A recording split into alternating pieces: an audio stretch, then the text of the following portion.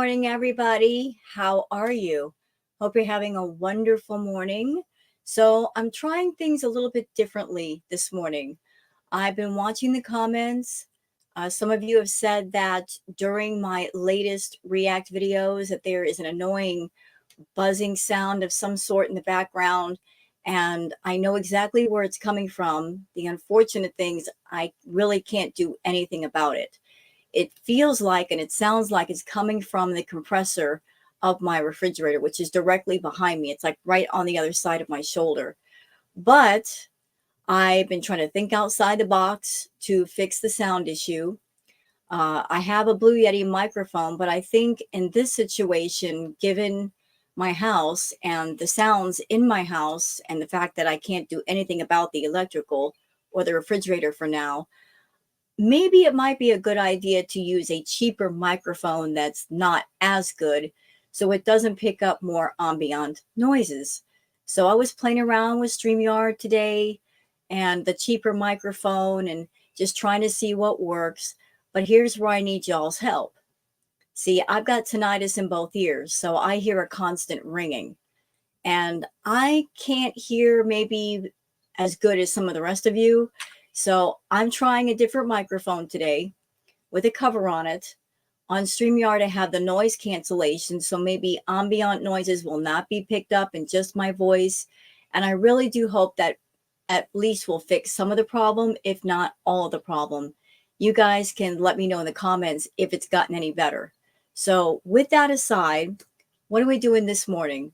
Well, we're doing a retro react to a video by Knock Knock It's Karma called Foodie Beauty in a Stalker's Harassment, a Day of Mania. So why am I doing this? Well, there are lots of people who support Chantal. They don't know this side of her. They don't know the lore. They don't know the history. She paints a picture of Nader was so cruel to me. He was so mean to me. You guys don't know what I went through. And yet they have no idea of what she was doing. So I think it's time to let them know exactly what was going on here. Like, who was stalking who? Who was hurting who? I do feel that there were equal amounts of pain going on between Nader and Chantal. I do believe that there were loud arguments, perhaps some verbal fighting. For her part, Chantal has confessed that she is verbally abusive, and I believe her because I have seen her do it to people. I've heard her do it to people. So she was honest about that. But to say that Nader was completely responsible for the pain, I don't believe that. And those of you watching this retro react, you're going to see just how obsessed she was with this man and the lengths that she went through to basically harass him. I am not on Nader's side. I will never be on Nader's side. But I say if you're going to look at a picture, look at all of it, not just one side. Look at both sides. So we're doing a retro react today. And again, I really hope that the things I've done this morning to fix the sound issues have worked.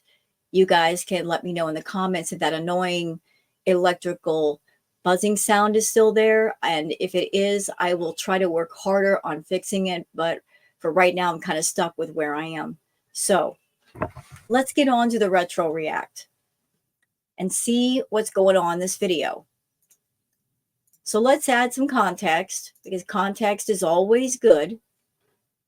Okay, so this was during the Nader era when she was still seeing Nader.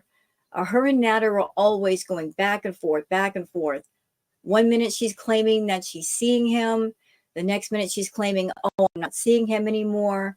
And her chat, because of the things that she was saying about Nader, how hurtful he was to her.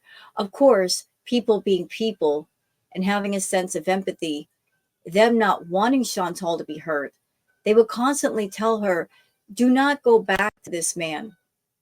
Don't see him. Don't talk to him. And she would swear that she wasn't going to. And then later on, she would confess that she was seeing him. And this was a pattern and a cycle that went on for an entire year. And you have to imagine how exhausted her chat became. Just the going back and forth and the worrying and the concern and the lying, it just wore people out. Well, I'm about to show y'all just how worn out they became dealing with her and the links that she went through to bother Natter, this person that she swore was hurting her. I can't imagine stalking someone that you claim is committing DV on you, but that's what Chantal did. And I'm going to give my thoughts, and I hope you guys enjoy. So let's get to, shall we? Melissa Cook. Okay. Okay, I really don't want to show Natter's face here. He's not my content, but I'm stopping it here for a reason. Because Chantal, when she was seeing Natter, to talk to Natter, she would use different aliases. Here is one of them, Melissa Cook. She came up with several. As a matter of fact, when she was seeing Natter, she would make up fake profiles to talk to him, to test him. Like she was constantly on him. But here she is on Facebook making up fake names. I can't remember exactly if she was doing this as a way to talk to him without getting caught after coming forward and saying that he was incredibly abusive. But yeah, this was a pattern with her, making up the different aliases to speak to him on Facebook. If he couldn't speak to Natter directly, she would go to Dee Dee just to have contact with Natter. I mean, it was just a mad, mad cycle. And here she is with her message. Hey, it's me. Can we talk? Reaching out to a man that she swore was abusing her, wanting to have a casual conversation. What real victim does this? Actively reaches out to the person they swear has caused them so much harm. Her picture, it changed recently. Again. Proof.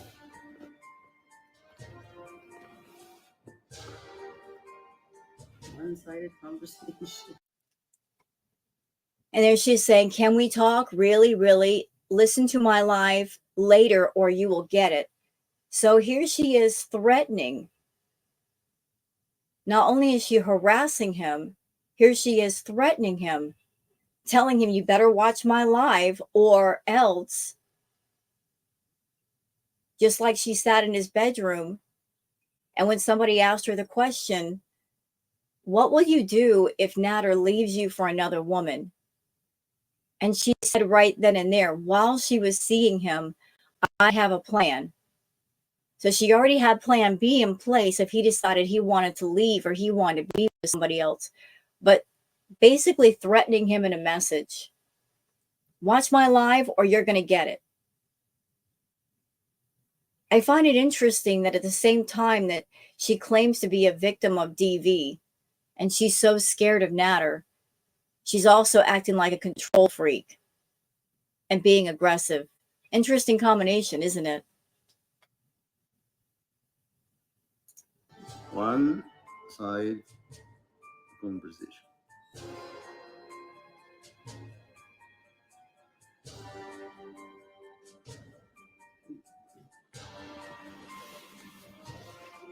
Now she's gonna say hate Montreal again.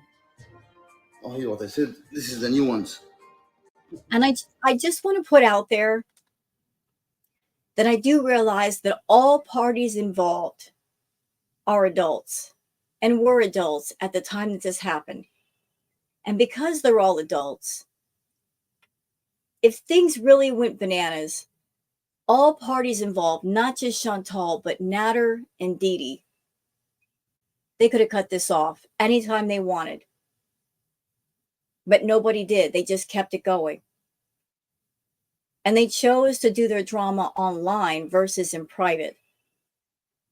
They wanted it to be a three-ring circus. They wanted it to be a spectacle. But at any time, any one of them could have cut this off. So they're all guilty and responsible for all the drama that all of us saw on YouTube. Because this could have been handled privately.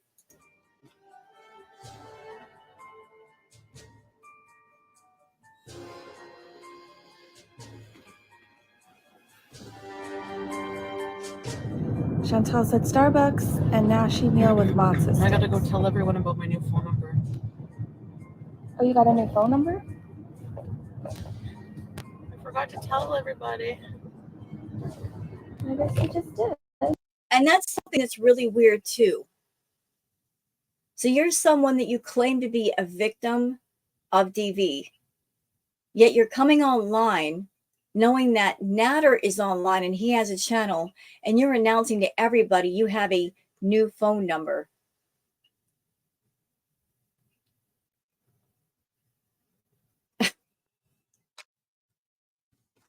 Why would you do that? I would think if you're a victim, you don't want anyone to know you have a new phone number. I still have my old phone number for WhatsApp. I should update that, huh? And with Chantal, you guys got to understand something for those that do not know. When it comes to Chantal, it's about the fine print. It's about the semantics. Because she could be lying and telling the truth all at the same time, but you got to pay attention to the fine print. Example, she could easily say, I'm not calling him anymore, and be telling the truth. But because you didn't cover all of your bases, she's going to take advantage. Meaning, if you ask her a simple, straightforward question of, did you call him? She could say no, be telling the truth. But that does not mean she did not talk to him in other ways using other means. Do you follow? She could easily say, I never called him, or I haven't called him lately on the phone. But you got to ask the right questions with her. And the right questions would be, have you communicated with Natter at all? By any means. You got to cover all the bases at once. You give her any wiggle room and she's going to take it and she's going to run with it. So just because she wasn't physically calling Natter on the phone doesn't mean she wasn't finding an app to use or Facebook or something of that nature. Oh my God. I don't know. I guess if you want to. Flop Bear said a new number to call Nader from that he won't recognize. Oh my gosh, so true. Yes. I bet that's why she got it. Fraudy. My number. So this supposed victim, if you're calling the person who hurt you, first of all, you shouldn't be doing that. Why would you want to? But if your phone number is one that the person you're making these accusations on, they're recognizing your number and they're not picking up, what you don't do is go out and get a new number so you can continue to try and call them and bother them. But that's what she did. That's what she's talking about doing right now. He supposedly hurt her. He's a horrible person, got the black-eyed rage. He allegedly, and I don't want to trigger anybody, but she did say this, so I'm sorry. She said that he hit her so hard that she saw stars, that he was scary, yet she's going out of her way to continue to communicate with this man, or try to. If he blocks her number or he won't pick up her original number, she's going to go out and get another one. And if that doesn't work, hey, let's just go and make a bunch of fake profiles on Facebook and reach out so that maybe he will communicate, because she was desperate for Natter to talk to her. Imagine that, being desperate to talk to your abuser. Weird. Like, that got doxxed. No, never mind. you remember the 282 number I had that got doxxed by? Yeah, Dee Dee. You want to cry about me accidentally doxing your number? Meanwhile, you're a fucking man. No, ma'am. With Chantal, there is no accidental anything, especially in moments of wrath and vengeance. Whenever she docks someone, trust me, it was on purpose. She meant to do it. She likes to brag all the time about being an Aries. Although I'm sure there are many Aries people out there that wouldn't claim her. You know, being wrathful and vengeful can apply to anybody, not just a zodiac sign. But whenever she was wrathful and vengeful, which was often and still applies today, she means to do something because she wants to inflict hurt. Chantal is a hurtful person. Nothing gives her greater pleasure than inflicting pain or embarrassment or humiliation or suffering upon others. She meant to dox Dee Dee, just as she meant to dox Dee Dee's mom, who was in a hospice. Imagine that. Doxing a woman who is elderly and sick has nothing to do with the story, going to bring her up just to try to have a gotcha moment at people you don't like. That's how foul she is. Fully doxed my phone number. That's why I had to change that one. So, yeah. No, people who do the same thing that they fucking accuse others of doing cannot cry about it after now. Okay? Thank you.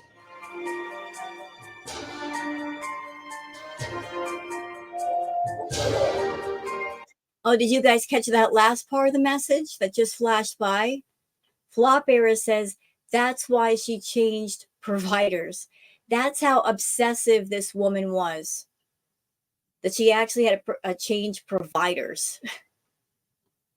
And I do distinctly remember Chantal was so just out of control that she would turn on the phone, turn off the phone. She did that so many times that the phone company actually talked to her and was like, what's going on here? This looks weird. And she had to call and straighten it out because she just kept flipping the service on and off, trying to punish him. And yet she wouldn't stop paying the phone bill because in her mind, if she's paying the phone bill, the phone is going to stay on and he will continue to talk to her. If he had his own phone and his own provider, you know, she's got no control over that. She wanted control over everything. Over the phone service, she paid for the internet, she paid for his groceries so he could do his cooking videos, she paid the rent. She made sure to control every aspect she could about Natter in an effort to get control of him.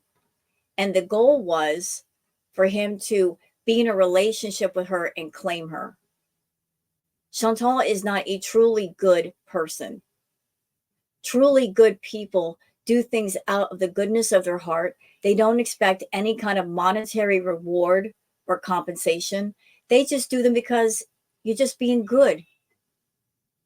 But Chantal is so lacking in good that even if she does something that looks like an act of goodness, it really isn't. It's transactional. She's doing something not her norm. And because she isn't, she wants some kind of reward later. And the more she does for you, the more she feels she owns you. You're not a person anymore. You are an object. You're going to owe her, and then she's going to own you. That's the way she's always played the game. It's all about leverage and control and getting control over people. And whatever she does for you, she's going to log it into her head. And if you get into an argument with her, she's going to bring every single thing up. Look at all I did for you. I did this and I did that. Those good deeds become weapons in her hands that she will use to punish you and beat you down verbally. She's manipulative. She's controlling. There's no goodness in her. Her goodness is all about manipulation and control and getting control always.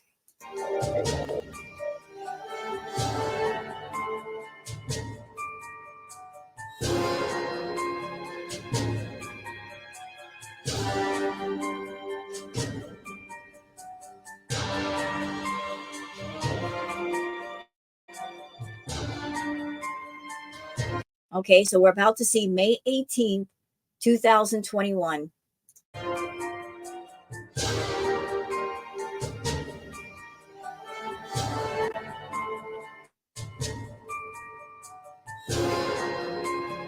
Sad. Thanks, Tracy. Hi, Tanya. Thanks, Tiffany.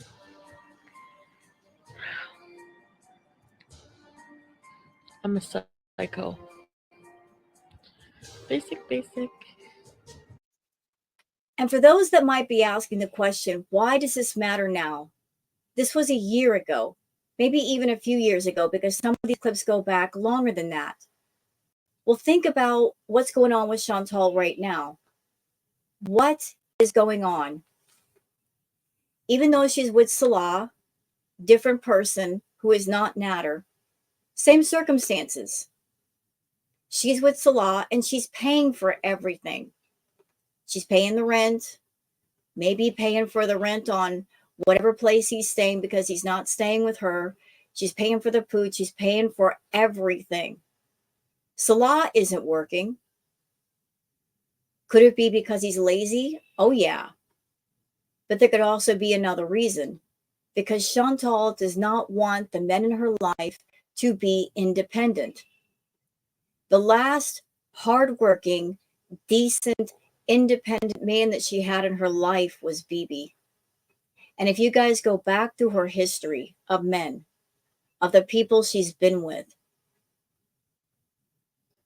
she's got a history of, actually, you know what? I take that back. There were two men in her life that had jobs and worked.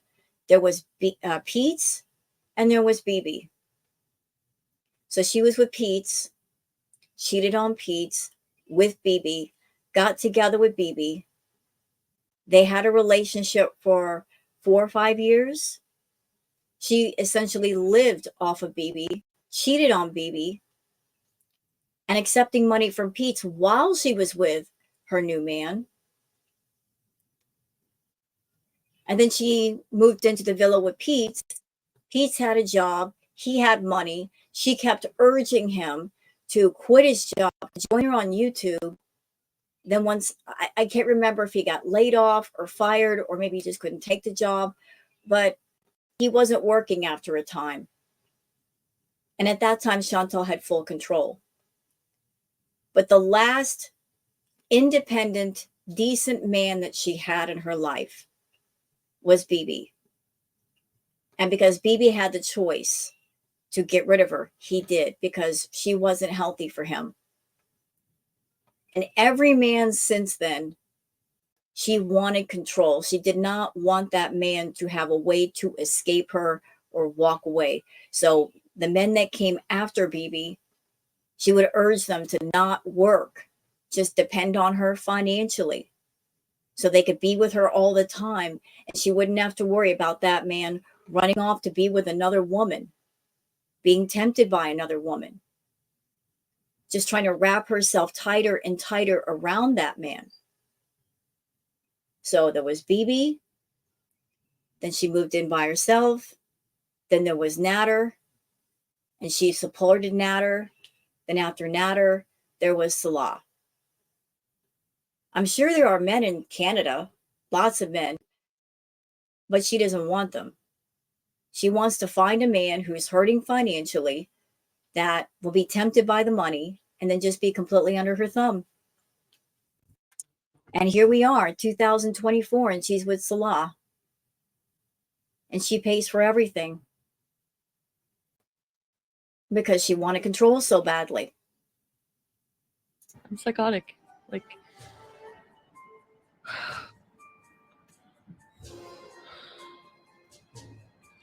I'm crazy when I catch feelings for somebody, and I can't.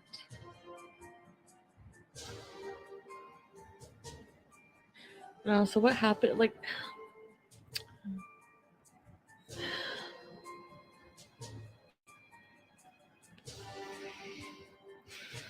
I don't know if I'm overreacting or if I'm being like, I just feel basically, I'm trying to think of how to say it. I know because of how I'm affected by, like, I don't want to get hurt. And I just feel like I know I shouldn't be in a relationship or committed with somebody. And I know, like, I need to, like,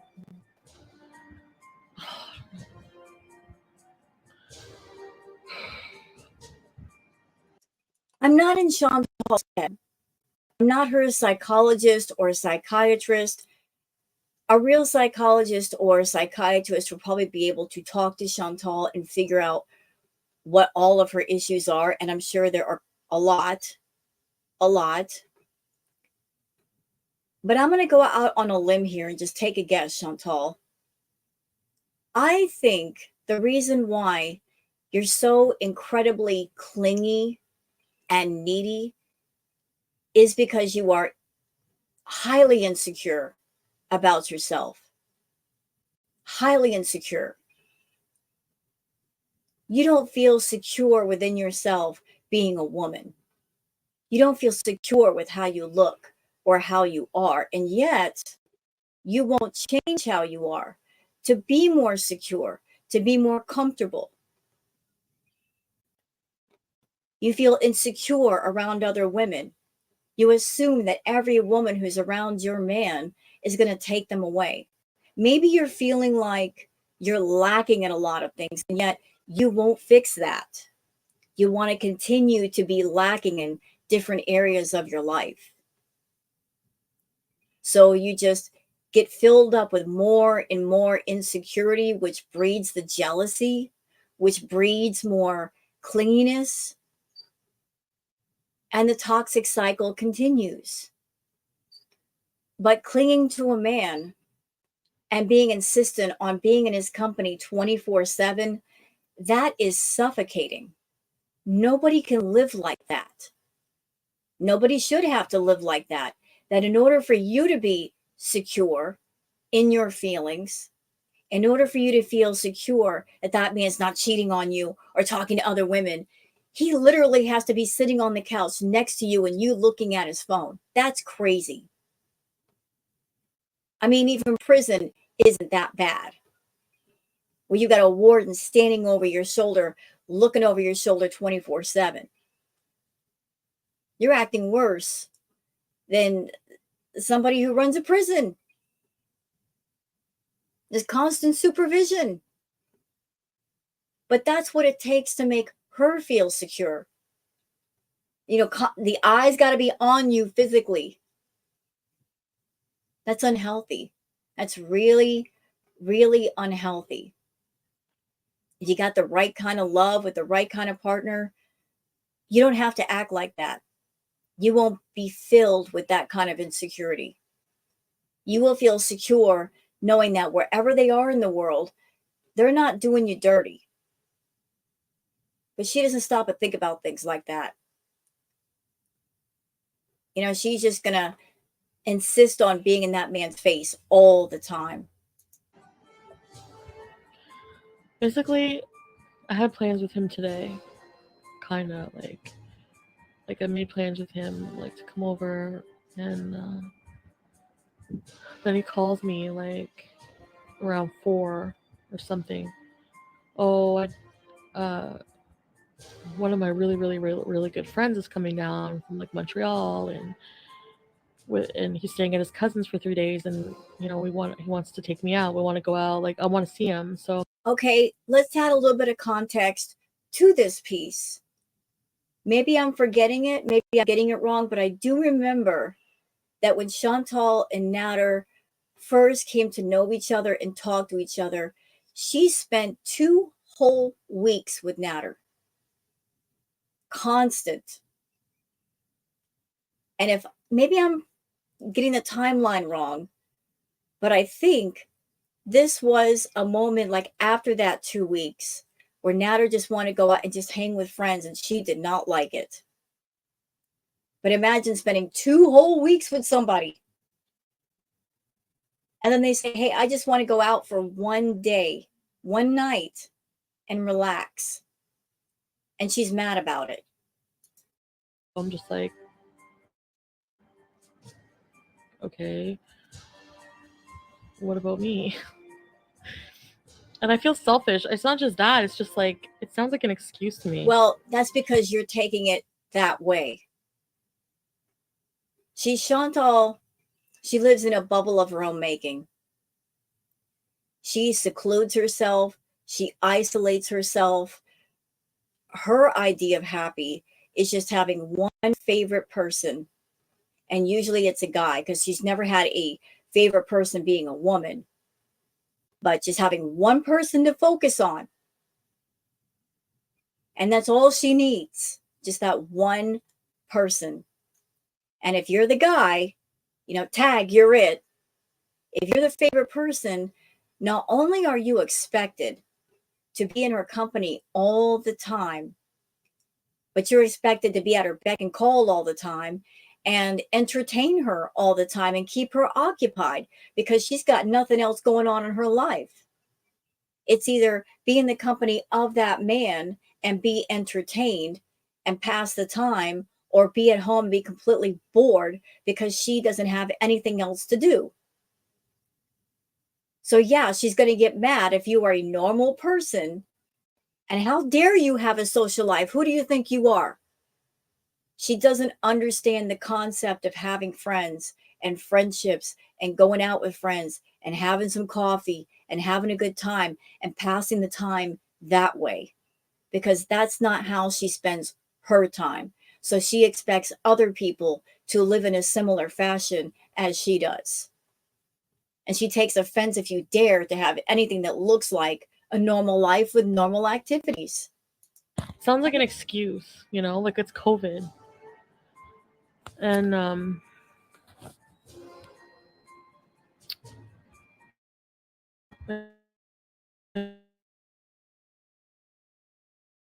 you guys there? Is this working? I don't want to have to start over and re. And so I was like, well, I have to go to, do you want me to come over later? He's like, well, I should be home later tonight. And I'm just like, okay. But then, I told him I have to go to BB's because I had to, pick something up and drop something off at BB's. So she's seeing Natter, and he's going out with friends. What she's attempting to do right here, right now, ladies and gentlemen, this is manipulative, in my opinion. This is so manipulative. So he's going out with friends, just friends. And she just has to mention she's going to see her ex-boyfriend, BB. Like at that very minute, she has to go over to see her ex-boyfriend, BB, to get her things. Isn't that weird? The timing of it all. That while you're talking to this guy you like, you just have to mention you're going to go see your ex-boyfriend. This is Chantal trying to triangulate BB and Natter with her in the middle. She's trying to elicit an emotional response out of Natter by mentioning her ex-boyfriend. And, I'm going to go hang out with him, even though BB wants nothing to do with her. He was done with Chantal. He was done the moment she walked out the door. She was still trying to be manipulative and elicit some kind of response from Natter to get validation that he cared about her somehow. She was trying to make him jealous. Hi, Travonda. Hi, Krista. Joe, I'm just talking about stuff. So then, I'm like, I want him to, have fun with his friends or whatever, but it's just, I don't know. Just the vibe was weird. So then he was trying to go out with friends. And while he's trying to go out with friends and have a good time, you're attempting to make him jealous. And do what, Chantal? What were you hoping for this night? That he would get jealous and say, okay, I'm coming home. I'll spend time with you so you don't spend time with your ex. Was that what you were hoping for this evening? Was that what you were going for? It kind of sounds like it. You were hoping that he would just stay And then, like, I've pretty much been seeing him like every single day for like the past 3 weeks or whatever. There you go. I'm sorry, I got it wrong. I stand corrected. Via Chantal. It wasn't 2 weeks that she spent with Natter, it was 3. Almost an entire month, 3 weeks straight. Natter just wanted to go out and hang out with friends for one night. And she's mad about it. 21 days wasn't enough for her. One night is just too much. Or like, I've seen him every single day, pretty much since I met him.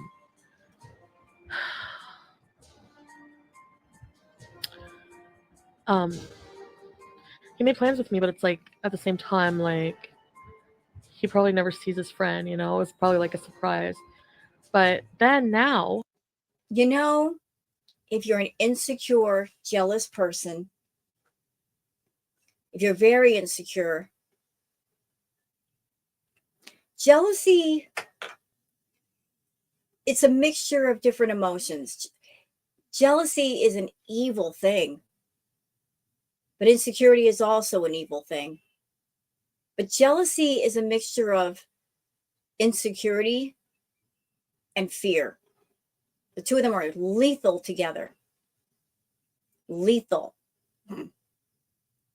She's so full of both. Like, in order to be secure with you, I have to be next to you. Not realizing how suffocating that is. like I said, I'm going to BB's, and then it was like, so he called me. And she did this on purpose. She deliberately brought up BB to throw him off his game and ruin his night. And that's something that Chantal does too. If I'm not having a good time with you, I'm going to go out of my way to make sure you're not having a good time with whoever you're with or whatever you're doing. If Chantal ain't having a good time, ain't nobody having a good time. You feel me? She's that kind of woman.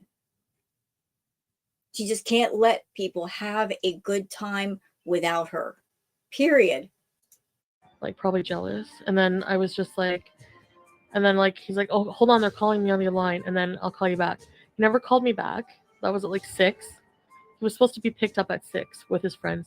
Never called me back to confirm anything. I've texted him over and over. I've called him like 20 times. Doesn't answer his phone, doesn't answer his text messages. So I just lost it. And I'm like, you know what? That's fine. I'm done. I'm like, you can't even respect me enough to. And keep in mind, they were not in a committed relationship. It was just a casual thing that got out of control because she wanted more. So she was acting like a girlfriend, like a steady girlfriend. Even, you know what? I take that back. Even steady girlfriends don't act like this. They don't get obsessive like this. So I apologize. But she was already trying to put the control on Natter when she had no right to. They were just seeing each other. They were just talking, but already trying to mark her territory or what she thought would be her territory. Think of me like you're not thinking of me if you're not thinking of me to call me back. Like what could be the reason you can't even answer your phone in front of your friend to be like, even. And her coming online and doing this was her form of punishment to Natter. You don't do what I want. You're not spending time with me. I'm going to come online and I'm going to talk about all of the dirty laundry with my subscribers. She's punishing Natter by doing this. I'm just going to tell them how mad you're making me and how wrong you are to me. And all it did was make her look nuts. Someone wanting to spend just a day with their friends after 3 weeks spent with you, and you're blowing up their phone, you're calling 20, 30, 50 times. It's making you look bad more so than the person you're talking about, Chantal. Making you look real obsessive. Either you don't want him to know about me, either you're full of shit and you're a fucking liar and you're not with him, or you know what I mean? So I'm like, I'm just gonna pick up my stuff, let me know when you're free. Little spoiler, this was something that she did. So let's go back through the pages of history for a second. Chantal, she said a very creepy thing long ago. And anybody who's been around the foodieverse for a long time, y'all will remember this. She said about a guy, I just have to get into his house. Now imagine a man saying that about a woman. Well, if a woman says that about a man, it doesn't make it any less creepy or weird. But she said that about a guy, I just have to get into his house. Why is it so important for Chantal to get into a man's house? I feel it's for two reasons. One, because if she gets into a man's house, in her mind, that means her and that man are getting closer and can get even further closer. Two, because if she gets into that man's house, she can start to leave stuff there to mark her territory. And if she leaves stuff there, then that means he can't get rid of her. She forever has a reason to call him, to show up, and claim that she wants her stuff back when really she doesn't want it back. She just wants a reason and excuse to further bother and harass that person. So this whole thing of, I just want to go over and get my stuff. She went over to the house many times. Never once was interested in getting her stuff. She just acted like she did. She could show up, knock on the door, or blow up the phone. She was determined to harass and stalk him. And again, I'm not taking up for Natter. He's a creep. He's a scumbag. Will always be so in my eyes. But what's right is right and what's wrong is wrong. This woman is a straight up stalker.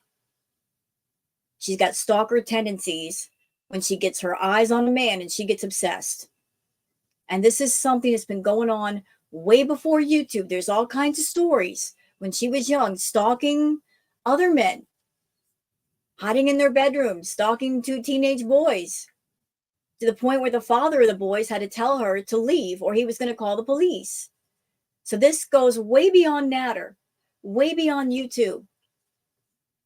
She just is obsessed with a guy and she just loses her mind.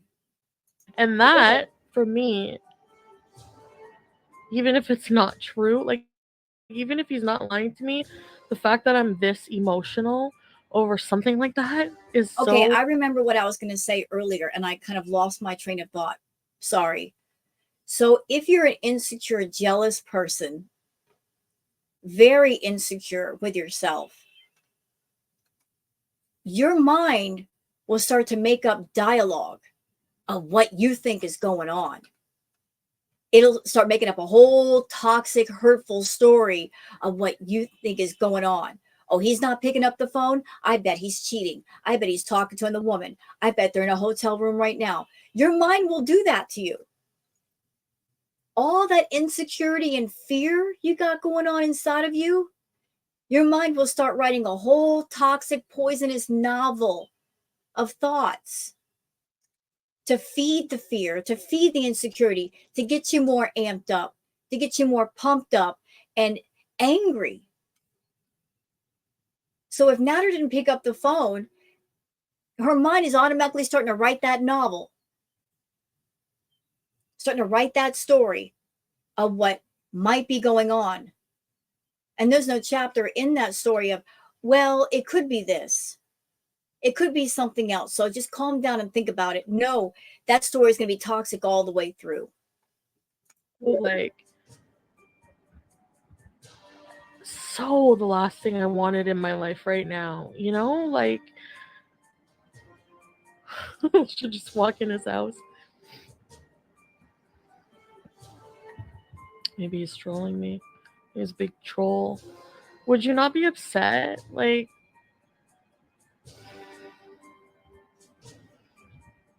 and I was like really there for him through a lot. Like we talked about a lot of stuff. You think I overreacted him? Overreacted? Yeah. But he's being disrespectful. Yeah, it's, if somebody doesn't call her back in 2 hours, to Chantal, that's disrespectful. You're disrespecting me. No, I'll tell you what's disrespectful. Calling somebody 20, 30, 50 times. That's disrespectful. If they're not picking up the phone, just leave a voicemail and leave it alone. They'll get to you when they get to you. Go do something else. Go clean your house. Go take care of your pets. Go find something else to do with your time. You don't sit there all night and blow up their phone or drive over to their house and peek in their windows and try the doorknob like you did. No, you just leave the situation alone and just relax. I spent every single day with him. And you know, I feel like he doesn't really want to see me as much as I want to see him. so you think that by blowing up his phone and getting in his face, it's going to make him want to see you more? I got news for you, Chantal. That kind of behavior will make a person want to see you less. Make them want to avoid your phone calls. Put your phone calls on silent. You know, you quickly turn into that person that when you call that person's phone, they see your name on the phone, they go, you know, they're like, nope, not today, Satan. You quickly turn into that person where they don't want to talk to you. They don't want to spend time with around you because you're too much of a headache. Exactly. It takes 5 seconds. The only thing is like if he doesn't see his phone or something. But that's bullshit, you know? So you don't know what's going on with him. He said he was going out with his friends. That's not good enough. You want everything in a certain order. Oh, he has to call me and let me know what's going on, or else I'm going to get mad. You don't even wait to see what was going on the next day before you get mad, to make sure the reason why you're getting mad is a valid reason.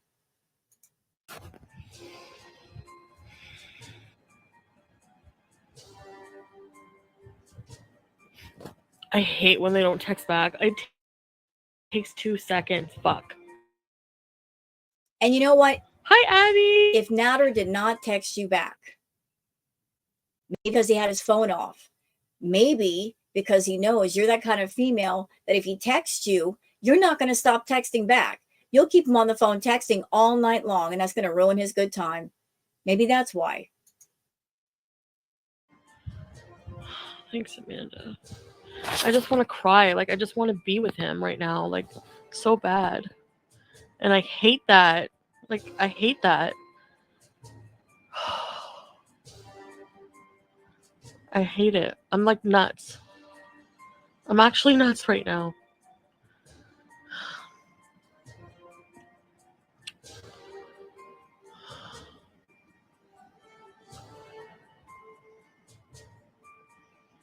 Yeah, Sarah Jane, I do. I feel like it. I don't know. He's like, I'm not a cheater. I've never Exactly. cheated. It wasn't even a relationship, and she's talking about him cheating on her. I'm going to say this a million times for anyone in the front, the middle, and the back. You can't cheat on somebody you're not in a relationship with. If it's a casual thing, if it's a friendship thing, there is no cheating. She was always yelling and screaming about him cheating, but you can't cheat on somebody you're not committed to. Impossible. You're using relationship terms for a relationship that's not even going on. He said he never, ever cheated in his life. Do I believe that? I don't know.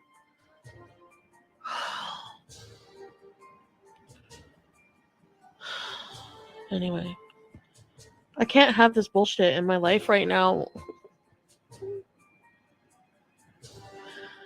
It just hurts. I'm just so... I don't even know.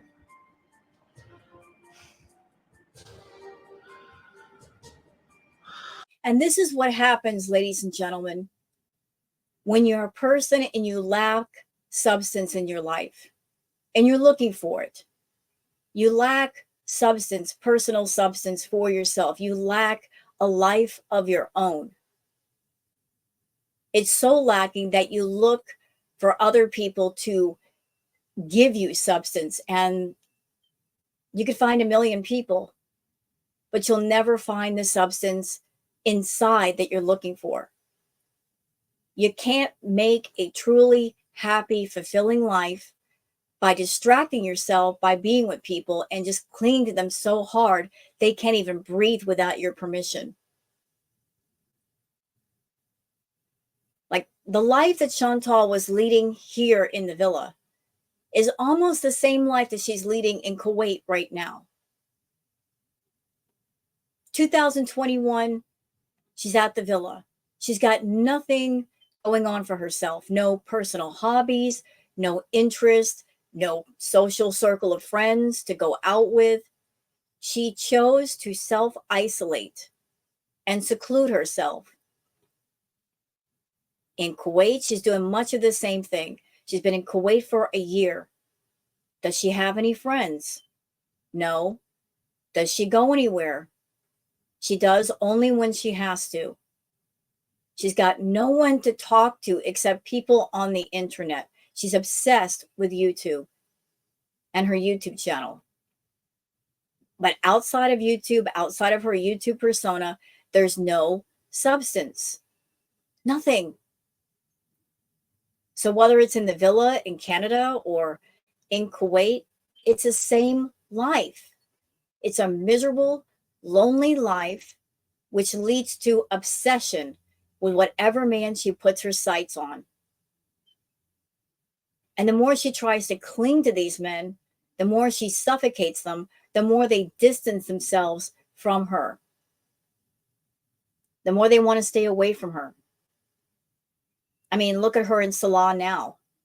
He's barely around because he can't stand Chantal. And you guys are watching this clip. Can you understand why? I mean, Salah's not a good guy. He's a scumbag. He lives off of women. But given her personality and the way she treats people, the obsessiveness, the jealousy, the insecurity, the self-loathing, the self-hate, can you blame any person, male or female, for not wanting to be close to her? She's just not a healthy person for herself or anyone else. People make time for who they want. Exactly. Yeah, we talked about we're supposed to be exclusive right now.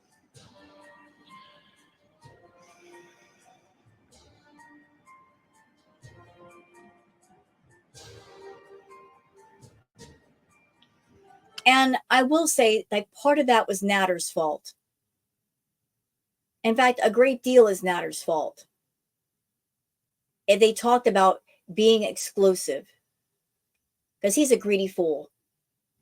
Why did he want to be exclusive in any way with Chantal? Well, because she came to the table throughout the fact that she's on YouTube making money. He's very interested in money. She was the cash cow. And he wanted to make sure that nobody else got the milk but him.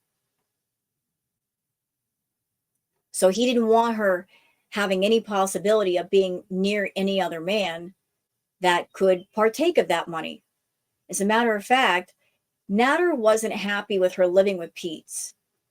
Not because I think physically he was intimidated by Pete's, but the fact that here was another man in Chantal's life that was getting financial benefit. And Natter, being greedy, he didn't like the idea of sharing the wealth with another man. Even though, what could he do about it? It's out of his control. She's the sugar mama. But Natter, I'm sure he read Chantal pretty clearly from the jump. The fact that here she is, she's a woman, she wants a relationship really, really badly. She wants love, even though she doesn't really know or understand what real love is, because real love isn't selfish and toxic. Wears her heart on her sleeve, and he's kind of manipulating the situation a little bit by keeping her all to himself in the wrong way, not knowing how obsessive she is and how far out of control it's going to get. I should have never done this. He's like all I think about now. Like it's all I think about. Hi, Elise. I think he was bothered I went to BB's, but he's Yeah, and I agree with Knock Knock. I think she did that to purposely make him jealous. I mentioned that earlier. I think she purposely did that to make him jealous and screw up his night with the boys so he would come home and be with her. That's what she wanted to happen. he's really good friends with his ex. So I can't be friends with mine, but you can be friends with yours.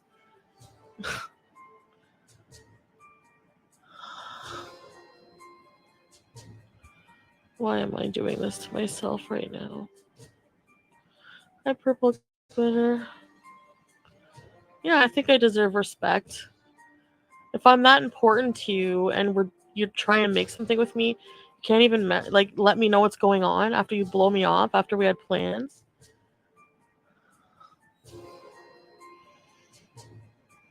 Well, Natter probably figured it this way. I've seen this woman for 3 weeks straight. My friends are coming down. I want to spend time with them. I want to blow off some steam. Just one night. Chantal's the kind of person you could spend 6 months straight with her. It's not going to be enough. You could spend 6 years with her, giving her constant attention. It's not going to be enough. This woman is not about enough attention. You can't give her enough. She'll always want more. She doesn't like the idea of attention going anywhere else.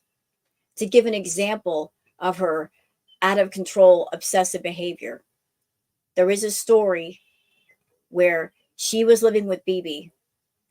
BB just simply wanted to iron his shirts for work. So he was ironing his shirts, and Chantal threw a temper tantrum just because she wasn't getting attention in that moment. Yeah, that's how out of control she is. You don't think he's cheating? Oh, Ulysses. Boy, trouble.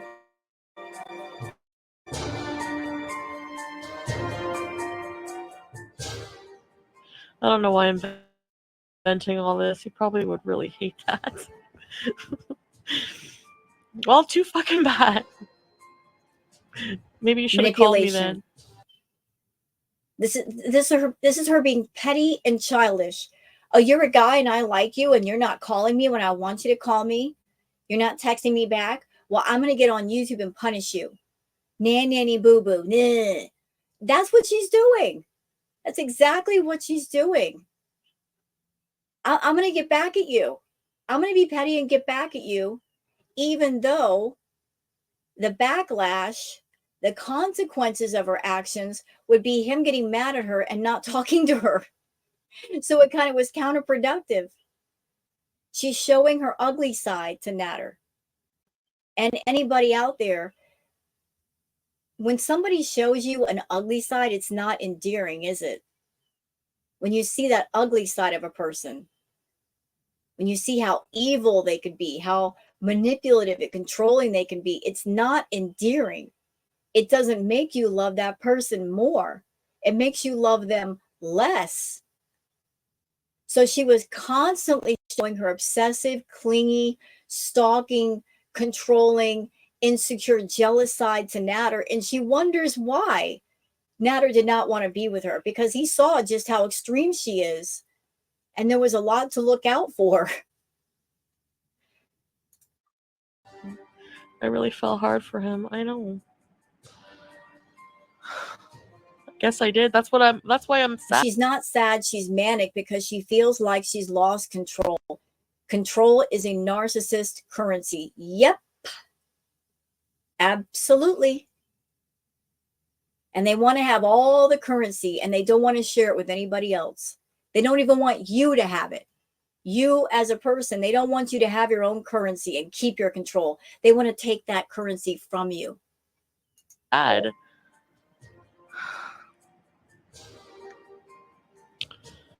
He mentioned his friend before, BB's.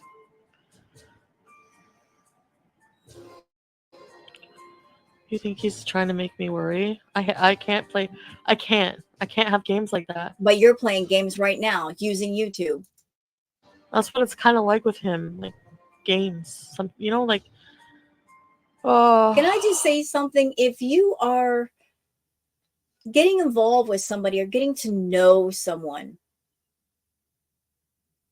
and you're around somebody and the two of you are just, you're playing games of all kinds of manipulation and control and making each other jealous, making each other mad. This is not a healthy relationship. This is not someone you should be around. If you're around the right people, you don't play games. They don't play games with you. So she's admitting, like, this feels like games. Well, then why didn't you cut it off? Why didn't you let it go? If it's hurting you, you're suffering in any way, this is a sign to back away. But I think Chantal liked the games. She liked the games the two of them played with each other. Because Natter was someone that told her no. She looked at the word no, and she looked at him saying no to her as a challenge. And she was determined to win that challenge, to get what she wanted, to cross the finish line. Her way of thinking was, I don't care what it takes. I don't care what I have to do, what I have to say, what I have to spend. I'm going to get him. Even if he doesn't want me, even if he doesn't desire me, I'm going to force my way into his life. I'm going to push him and I'm going to pressure him to be with me. Even if it means buying my own engagement ring and taking engagement photos, trying to kind of coerce him into a relationship that he doesn't want, I'm going to do it. If I have to get on YouTube and tell a bunch of lies about him to smear him and say things that aren't true, I'll do it. If I have to say ugly things about him online in an effort to keep women away from him so that he'll be forced to come to me, I'll do it. She did all of that, y'all. All of it. And I'm not saying Natter is innocent. Oh, no. No, he chose to get involved with her. And he kept it going, too. So he played his part. Ain't neither one of them innocent. But all this was just game playing. Back and forth, back and forth, back and forth. Natter thought that he could keep her at arm's length and still get the financial benefits. And the longer it went on, the crazier it got. Oh, why? I so fucking told myself, never, that is not gonna happen. You guys remember that? Oh, I'm not gonna catch feelings for anybody. Oh, I hate myself right now. Here I am, in my fucking sheep pillow, crying to you guys about somebody I've only known for 3 weeks. You know, Chantal likes to call herself a boss beach. And yet she didn't act like a boss beach. She still doesn't. Because if you're a boss beach, if somebody that you like is going out with their friends, you go out with your friends. You keep yourself busy. You don't wait by the phone. You say, go ahead, have a good time. I'll see you later. That's what a boss does. They handle their business. They have their own life. They do their own thing. You don't sit there and wait by the phone like some 16-year-old waiting for the somebody from high school to call you. You get up and you get things done. You have your own life. Here's this 30-something-year-old woman waiting by the phone, crying because a guy that she doesn't like is not calling her back right away. How pathetic is this? You know, Chantal, if you had gotten up and gotten some stuff done and spent time with friends, the next time you saw Natter, you could have had something positive to say. Oh, yeah, you went out. I went out too. Had a good time. You know, been relaxed. Would have looked better on you. But the more you did this, the more you came online and I'm so sad without him and I don't know what to do. You're just giving over control to Natter. You're just showing how pathetic and weak you are. That you don't have a life without him. You're giving over control, idiot. And somebody that,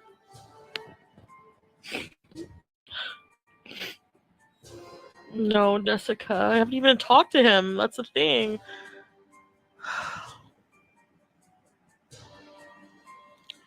Yeah.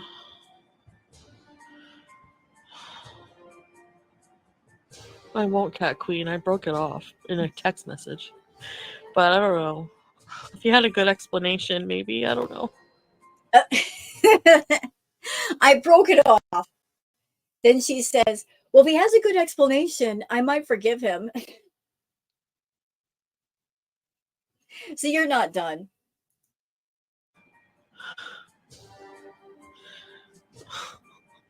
Oh God. I hate that feeling where you just want to be with somebody like every minute of every day and everything else I don't care about. And look at her face. She's over there lamenting and crying about Natter. Then the phone rings and boy, she brightens up real quick. I have no idea. I didn't show up anything. Liar. You're sitting there smiling. It was him. Shut up. No. I swear. I didn't see it. My phone was ringing. And you could tell that it was him because not only is she giggling and smiling, but she's sitting there flipping her hair. Like, oh my God, he called me. Schoolgirlish. Oh my God, he called me. Oh, I'm so happy. And again, remember, this was the guy that was supposed to be hurting her. He was so horrible. Black guy rage, safety clip, safe word, and all that. This is her reaction to him. What a bunch of nonsense.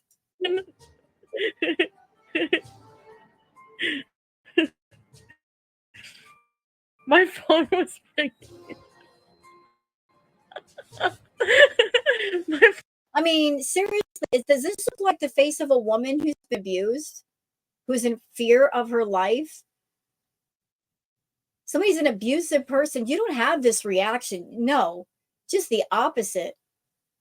Like they call you, you're like frozen in fear for a second. You're like, oh my God, no. You don't act like this. Phone was ringing. And then I was like, I don't know. It didn't show who it was. It wouldn't let me answer it. It was like a glitch. It was a ghost.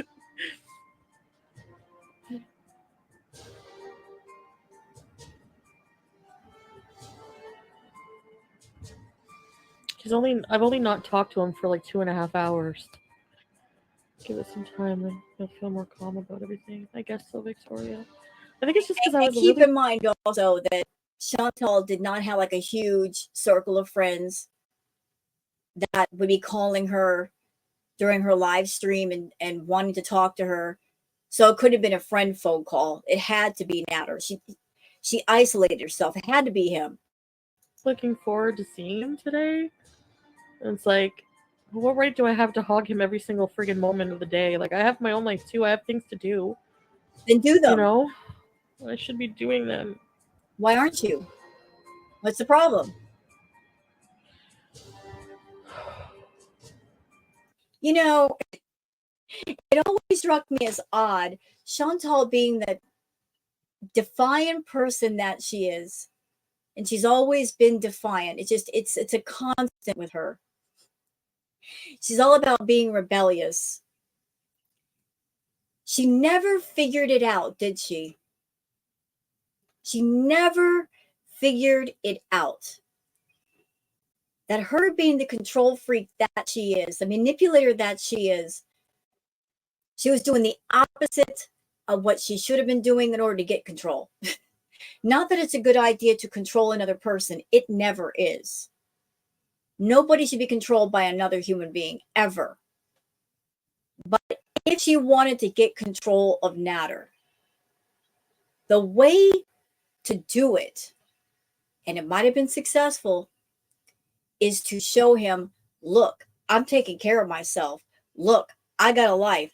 I got a social life. I got things to do. I'm getting things done. I'm moving up in the world. I'm climbing up the ladder. I'm a boss bitch. My life is about being productive. So either keep up or step off. She never put out that image of herself, that feeling of herself of, I'm busy. I got things to do. You're just a side issue. No, she did the complete opposite. She gave the complete opposite image of herself of, I've got no life. I've got nothing going on here. I'm weak. I'm pathetic. I'm lonely. Entertain me. By doing that, she was in essence, giving over control to Nat, or letting him know just how lost she was without him. If she wanted control of Natter, it would have been more successful to put out this feeling of I'm successful, I'm productive, I'm busy, I'm making money, I'm a person of quality, I'm working on myself, versus presenting yourself as a person of no quality at all. Do you guys understand what I'm saying? She did the opposite of what she was supposed to be doing.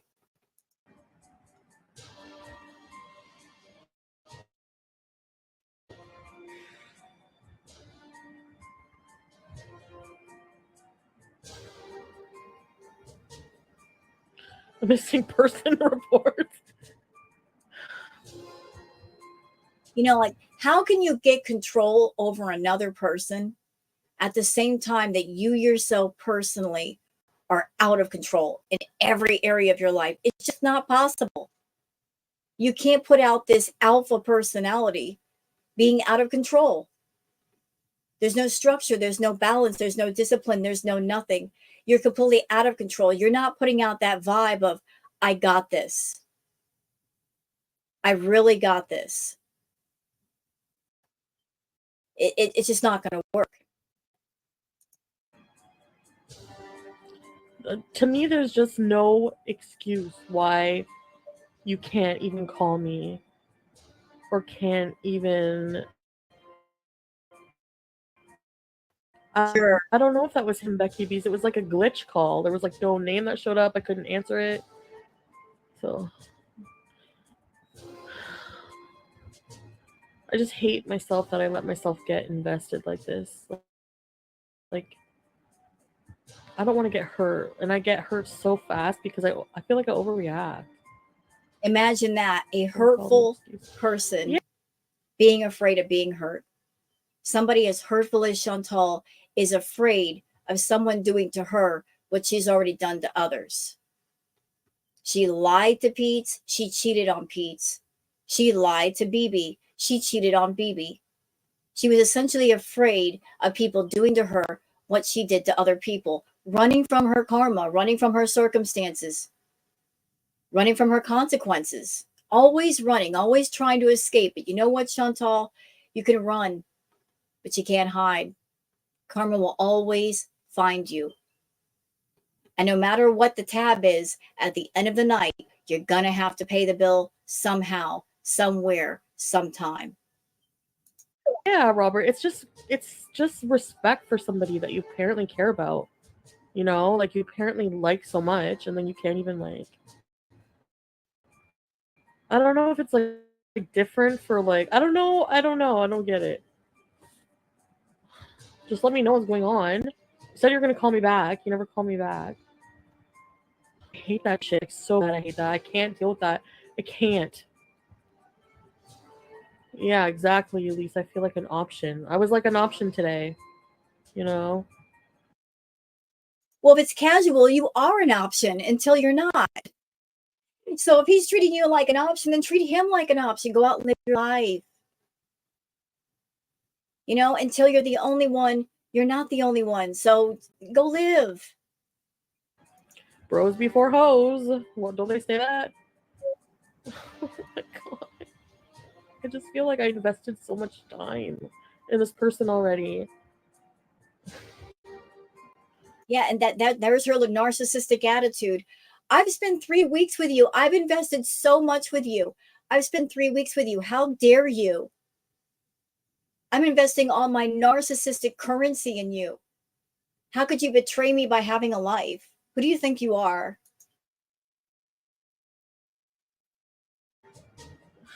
Oh. Oh.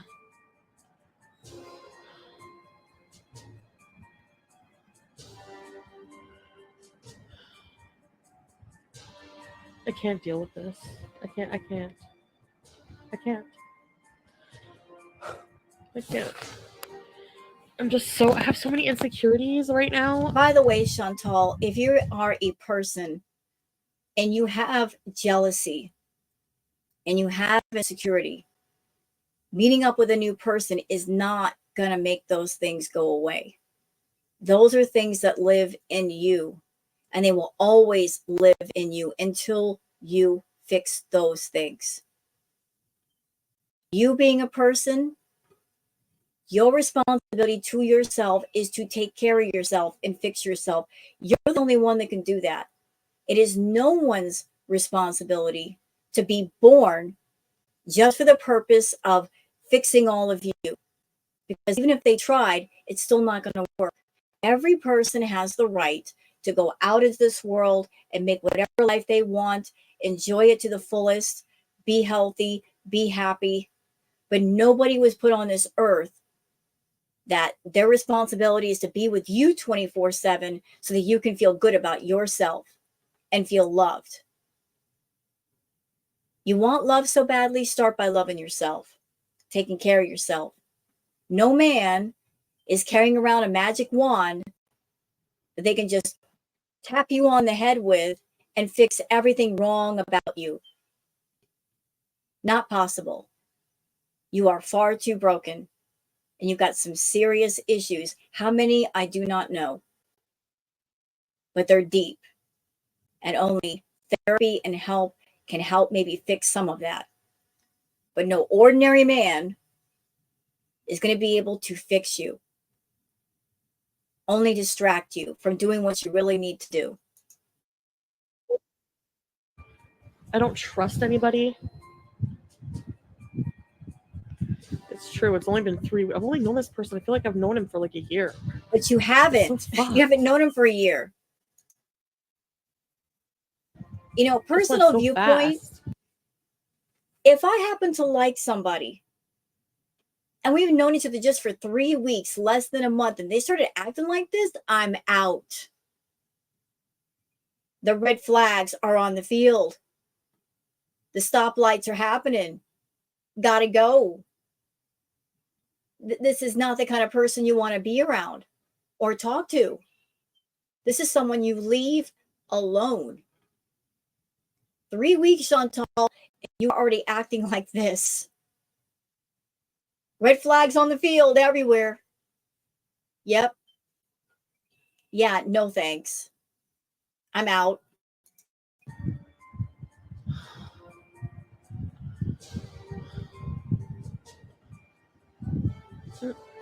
Now I'm just gonna have nothing. Just focus back on myself.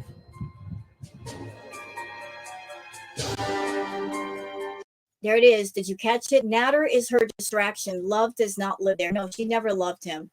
She was in love with the idea of being in love. She was in love with the idea of being in a relationship and having a man, but there was never any true love between them. It was just the high of the first feelings of love. You know, when you meet someone, you're all giddy and you're happy and you're riding on that high. But if the love ain't real, that high doesn't last long.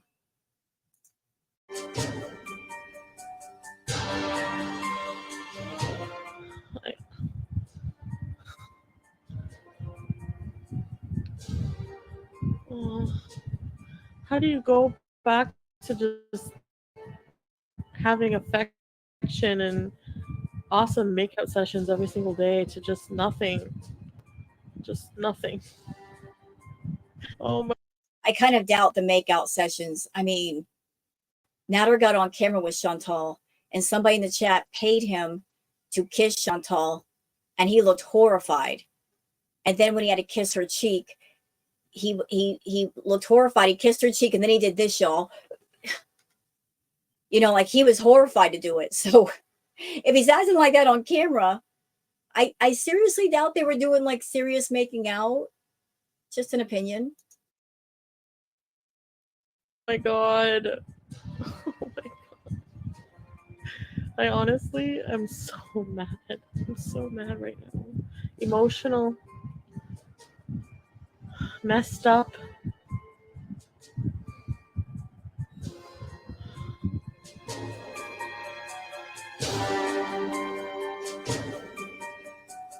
Well, to be fair, knock, knock, I don't think there's anything her family can do. This is the point where she, as an adult, has to get help for herself. What can the family do? They can't force her to go to treatment. They can't do anything. You know, what can they do? I mean, she's in her 30s. It would take a lot to fix some of her issues, but at this point, there's nothing the family can do. So hard right now.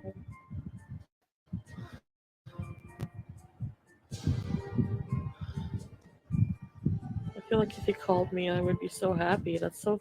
Why am I depending on that? Oh, Because you're pathetic. don't be like this. Don't be like this. It's just.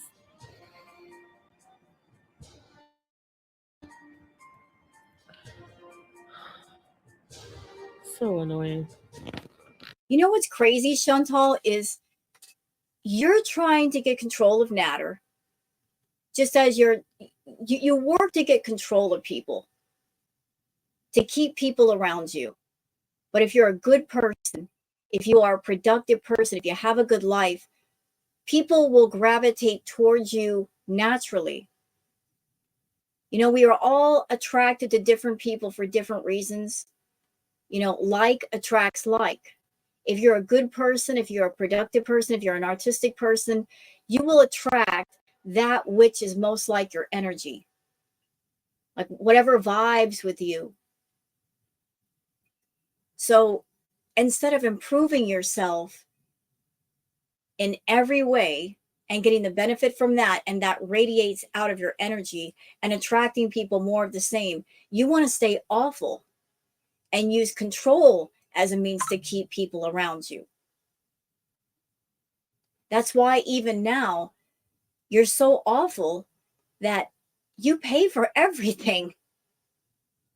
You pay for companions, you pay for subs, things that normally people get for free, you pay for. Other people get them for free because other people that are around them like them and say, hey, I like this person. I like the things they have to say. They seem like a positive person. Because you're not a positive person, you have to compensate by paying.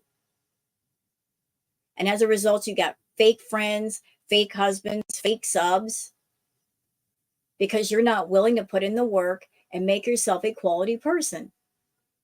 You'd rather have the quantity versus the quality. Quality may come free. Quantity, you got to pay for.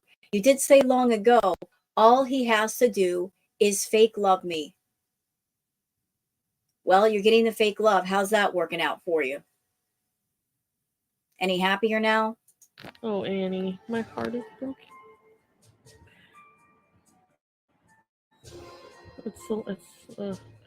I'm just mad that I caught feelings. Don't depend on him for your happiness. No, it just says, it doesn't say who called me. And there was like 14 calls. I called him 14 times in a row. I know, I'm crazy. Oh, that was a glitch call. It fucked with my mind. It was like, oh. Okay, I gotta go. I gotta get a life. See? I told you I'm pathetic. I told you. I'm so pathetic. I'm so annoying and smitten and in love, and I hate myself. I hate myself. You can be addicted to a certain kind of penis.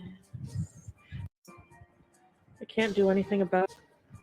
I shouldn't be in love. I should honestly I should just go back to being completely alone because I was focusing more on myself. No, I think The thing is, though, Chantal, from what I know of her, from what I've seen the last 7-8 years, she's never been completely alone. Although being alone might actually be beneficial to her. If she just was forced to focus on herself and her issues versus having other people around. She's always had a man in the picture. She was with BB, then she moved away from BB. She moved into the villa with Pete. So Pete was there. And then when she got in the villa with Pete, she got to work going on all the single sites, talking to all kinds of different men, looking for another companion right away. Then she met up with Natter, started spending time with Natter. And then when Natter made her angry, she would come home and cry to Pete's. But then after Natter was Salah. So when was the last time you were completely alone, Chantal? Because I have not heard or seen any evidence that you were living on your own and doing things on your own and being independent. I have not heard of it.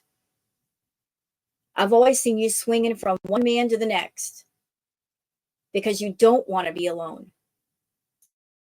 I focused more on myself when I started looking for prospects, which is like, you know, hi Donna.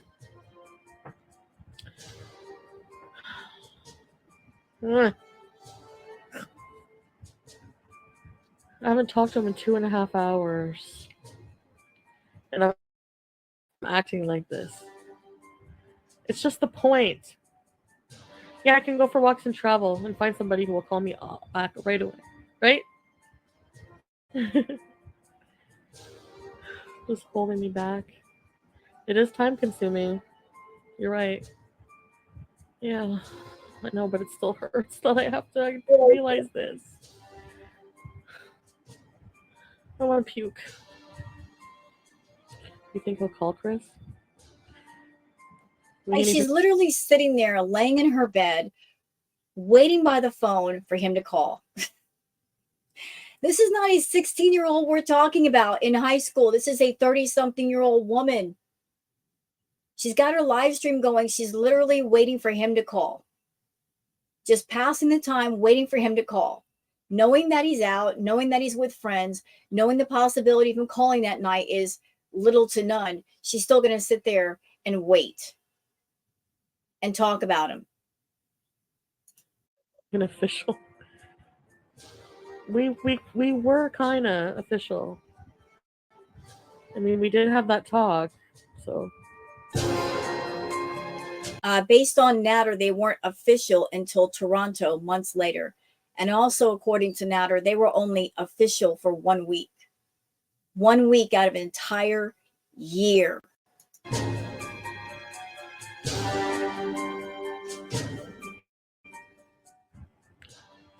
Why would he do it out of nowhere? That's what I'm wondering.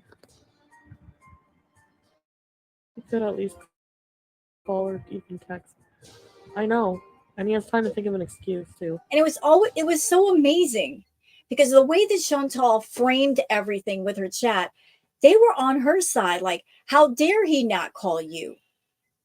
How dare he not just drop everything and pick up the phone for you and be there for you 24/7? They were on her side because of the way she was framing everything. Like, oh, it's his fault, even though we're not exclusive, we're not in a relationship, we don't live together. He should be at your beck and call because she was painting herself the victim. Oh, look at me, the damsel in distress. He owes me.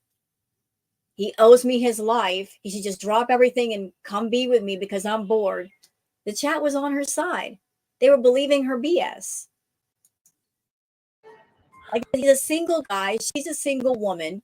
When you're both single, you can go do what you want. You're not obligated to somebody. And she's saying we're not exclusive yet. But according to her and according to her chat, like, he owes her. No, he don't. He's a single man.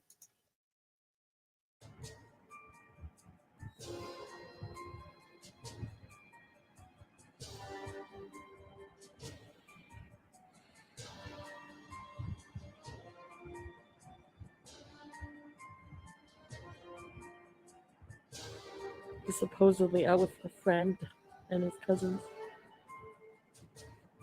Which means he can't message me or let me know. It's just like the first time he's acted like this. So I'm just like, I don't know how to make it. Yeah, well, 3 weeks just with you, I'm sure he needs a break. You're a lot to deal with, Chantal. You're very exhausting. I know this from reacting to you for years. You are an exhausting person. You make people tired. Real tired.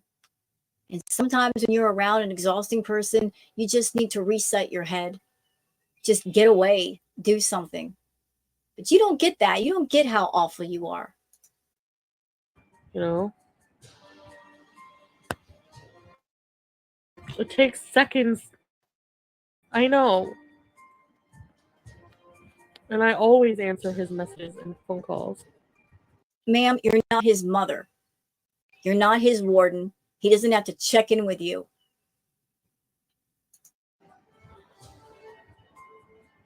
It is a red flag. I just don't understand it, you know? Like, I feel like I've just been like,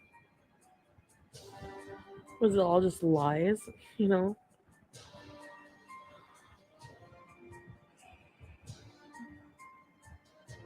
That's what I don't know. Am I overreacting? Or Yes. Yep. Sure are. like, you know, he's just supposed to be a hookup. That's the thing.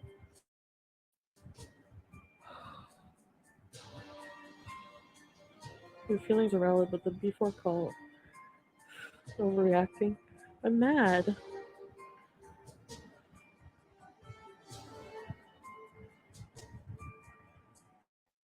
No, Raquel, because everything is closed, right? Everything has been closed. I don't want to go out like on a like we did like really romantic things. Like what? It's so For those manipulative. that want to know and need to know, despite the fact that they talked for over a year, they were seeing each other like casually for over a year, Natter never really took Chantal out. First of all, he didn't have a vehicle to take her anywhere. Everywhere they went, she was driving. But if they went anywhere nice, it was because Chantal was paying. And she would pay for, for meals out. Then she would treat him to trips in hotels and motels, and she would pay for the room and the party favors. But this guy that she was wrapped around, he never wanted to take her anywhere and show her off. It was one of those things where she was treated like a dirty secret because she was his dirty secret, and he didn't want anybody seeing the two of them together. Does it sound familiar? That's kind of the way that Slat treats Chantal. He only goes somewhere if he has to go, if she makes him go. So the more things change, the more they stay the same, huh? Try not to think negative. You think I'm overreacting, Annie, for real? Yep.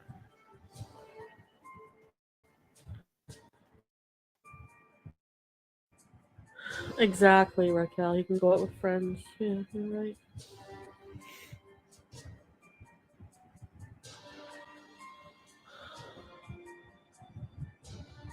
Maybe, Angie. I hope but that's why I'm angry. Not just at what like it's also just at myself, like at my reactions. You know, I promised myself I wouldn't get like this. I'm overreacting.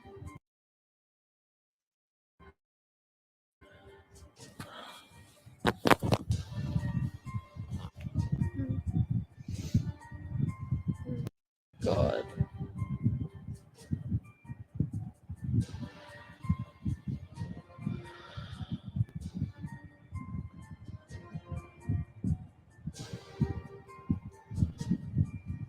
I left all my weed there too, and now I can't get it. Because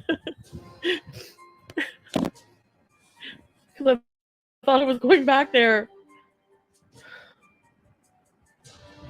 I mean, I'm not worried about him smoking it or anything. Like, every time I leave something there, it's still there. But Okay, we're going to move ahead just a little bit because basically she's being mopey. There might be some important stuff here, but I just want to see something different. So let's just skip ahead a little bit because this is a long video. but at the same time, I feel like I do have some reason to. You know, like I'll put you in the dryer.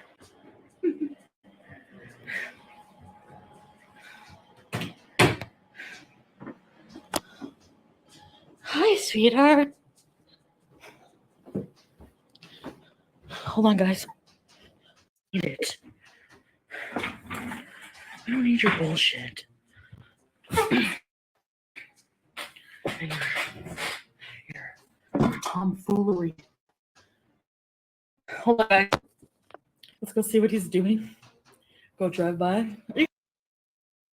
Yeah, so this was a night Chantal was getting worked up by her chat. They're like, go see what he's doing, go to his house. And she did. There was a night that she actually got worked up and gassed up by her chat, and she drove to his house. And she was raging. And she was peeking in his windows and trying the door.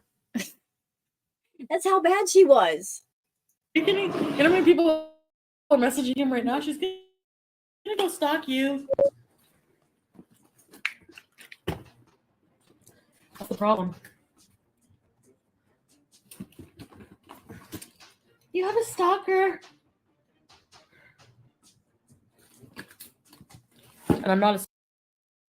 Okay, so let's blow this up so we can read it. Stalking is making unwanted phone calls repeatedly, sending unsolicited or wanted emails or letters, following or spying on a current or former partner, showing up at a place without for a current or former partner, leaving unwanted items, presents, or flowers, persistently posting information or spreading rumors about a current or former partner on the internet, in a place, or by word of mouth. And she did all of these, every single last one, repeatedly. Stalker. I'm not. You sent me a message? Okay. I know you want to send me like some stuff, eh? Like edible? Yeah, I'm okay. So y'all spotted that bruise on her arm, right? She just showed it off. She held it up to the camera. Oh, that came from Natter. Something of note for those who do not know. When Chantal first started seeing Natter, she would come home with bruises on her arms and her chest area, and she showed them off proudly, saying, oh, this is from rough sex. Those that have been through hurtful situations, we don't show off our bruises like that. We hide them. You know? So it went from, oh, these bruises are consensual, to suddenly it became abuse. Isn't that funny? Yeah, very funny. Very odd kind of funny. That when they were good, bruises, oh, those were consensual. Those were fine. He didn't really hurt me. But when she was angry, suddenly the story would change. I'm going to look super bruised up because I bruise very easily being on blood thinners. And also, I did lose. Well, that's an interesting point that you bring up, Chantal. So thank you for letting that come out of your mouth. You said that he hit you so hard you saw stars. You just got through saying that you're on blood thinners. You bruise easy. So I would think if somebody is hitting you in the face to the point where you're seeing stars, that would leave a bruise, would it not? Something that we would all notice. And yet I never noticed you with a black eye or a bruised cheek. Liar. Wait, because this shirt come past my belly now. And it didn't. I think it does anyway. It's looser. I like wearing strapless bra.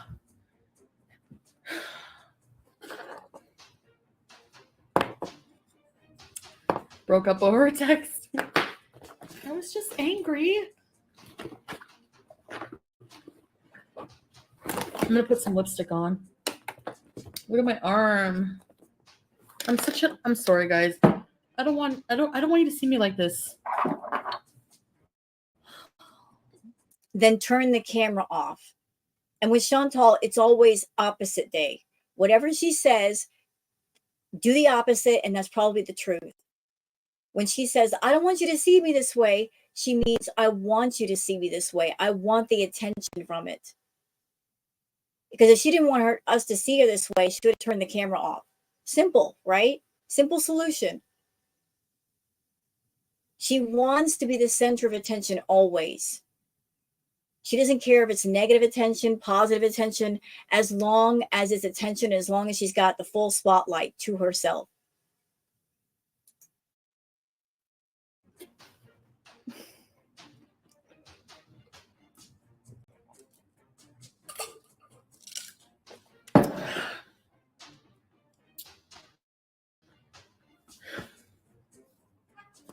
It's not from him. Like,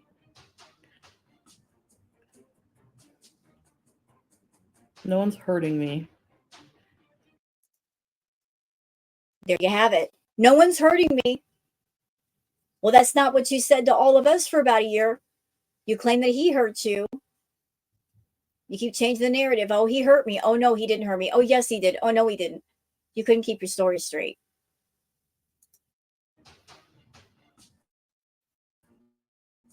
I promise. My eyebrows need to be darker, don't they? There's like something wrong with my show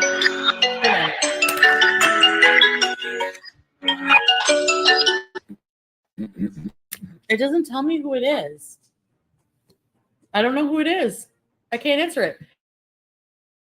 It rings, but it doesn't show as anyone calling. So I need to pencil in my eyebrows.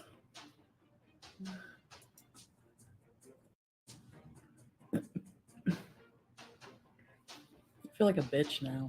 Well, if it quacks like a duck and walks like a duck, it must be a duck.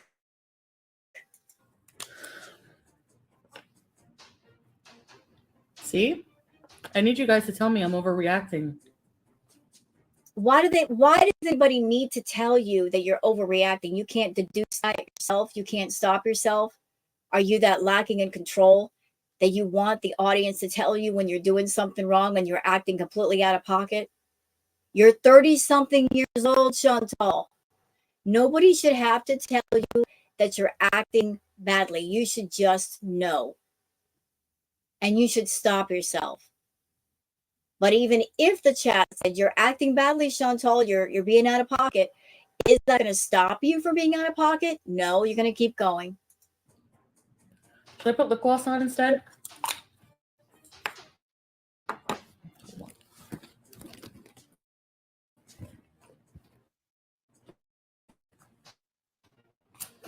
What are you? Look at my arm.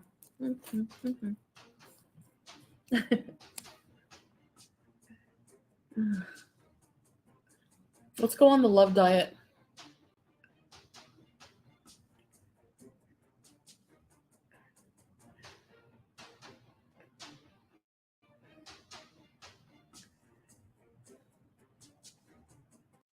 I mean, does any of this even make sense? She's preparing to go see Natter, just in case she sees him. She's going to sit there and put on her makeup. She's supposed to be mad at him, and yet it's like she's acting like she's getting ready for a date. I'm overreacting.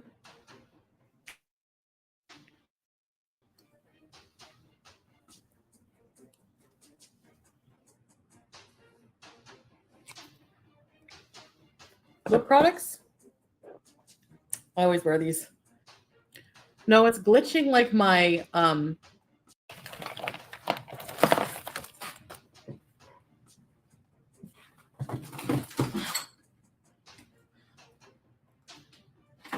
got my friend at work to call BB when I first met BB. I was like, can you call BB and say, hey, I'm this girl from Plenty of Fish. You want to hook up? So there's part of the history. Just as you guys saw in the beginning of this clip, she was trying to talk on Facebook with Natter using Melissa Cook. This is something that didn't start with Natter. When she was with BB, she tried to test BB by having a friend at work talk to BB, just testing to see if he would be faithful. If you're with the right person, you don't have to test your partners. You won't feel the need to. You just know they're a good person. They're not going to do you dirty. But she's always testing people to see if they're going to cheat. Why? Because she's a cheater. Again, she doesn't want someone doing to her what she's already done to others. She's afraid of her own karma. Is it buffering? So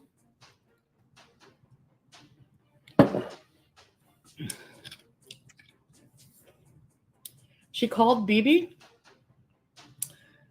and she said, hey, it's whatever. Remember me? You want to hook up? I'm so horny. He's like, nah, no thanks. I met someone I'm in love. At that moment, I fell so much in love with him. So there she is, a serial cheater, got involved with a man, decided to test him. And why? Because she was looking for validation. She was looking for a sign that he really loved her. Although she's not someone that she knows how to love correctly. But always doing petty, stupid, manipulative things, looking for validation in love. Looking for love in people versus just being a good person and receiving the love and knowing the love is real. We're just going to go around the block and around the corner doing shady stuff to look for that validation somewhere. You lost a good one because you lied and cheated. Correct. Hear me clearly. The good ones in this world are rare. Also very true. If you're fortunate enough to be given a good one and you ruin them or break, life won't present the opportunity to do it twice. Karma will take the one you broke and put them in the hands of someone that will mend them, and you will watch as you suffer the same hurt you caused them. Also true. If somebody is worthy and they have worthy love to give, and you are not worthy, life will find a way always to separate you from that person for their own good. If someone is meant to be with you, they will be with you. But if you get a good one and you screw up and you hurt them, life will take them away from you because you're not worthy. I've seen so many people in Chantal's chat in the past say, you deserve a good man, Chantal. No, she doesn't. She got exactly what she deserves and what she was looking for. She practically paid for it. In fact, she did pay for it. She wanted Natter. She got Natter because she paid for Natter. She wanted Salah. She paid for Salah. She got him. And all the misery that came with him. She practically ordered him. But BB was a good man. She didn't deserve him. People as evil and putrid as Chantal do not deserve to be around good people, whether it be for friendships or something beyond friendship.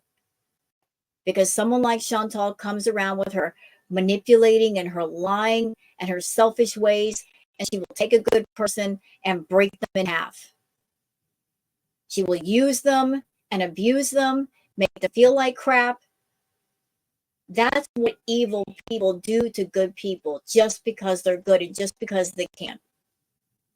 Sometimes life steps in, saves the good. BB was a good man. She lost him. Her pets, they were innocent and they loved Chantal. They gave perfect, unconditional love and forgiveness. Did she value that? No. Did she lose them as a result? Yes. The good will always be saved. The evil, not so much. I was like, wow. Isn't that the sweetest thing?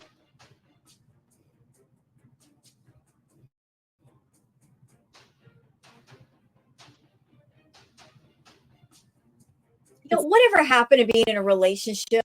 And if you want to know if the person loves you, just ask them, talk to them. Communication is key anyway.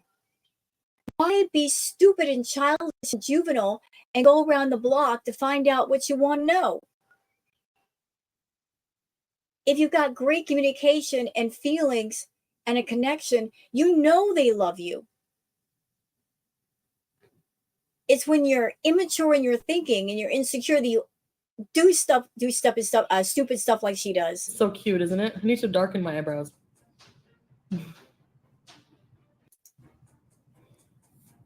He said he likes when women are jealous. So, you like when women are jealous? I told him, be careful what you wish for. Be careful what you wish for, pal. Whatever. All right, let's do it. We're going to give it 10 minutes. I miss for what? What did I say, Lynn? What's a narcissistic? Oh, him saying, yeah. You think so?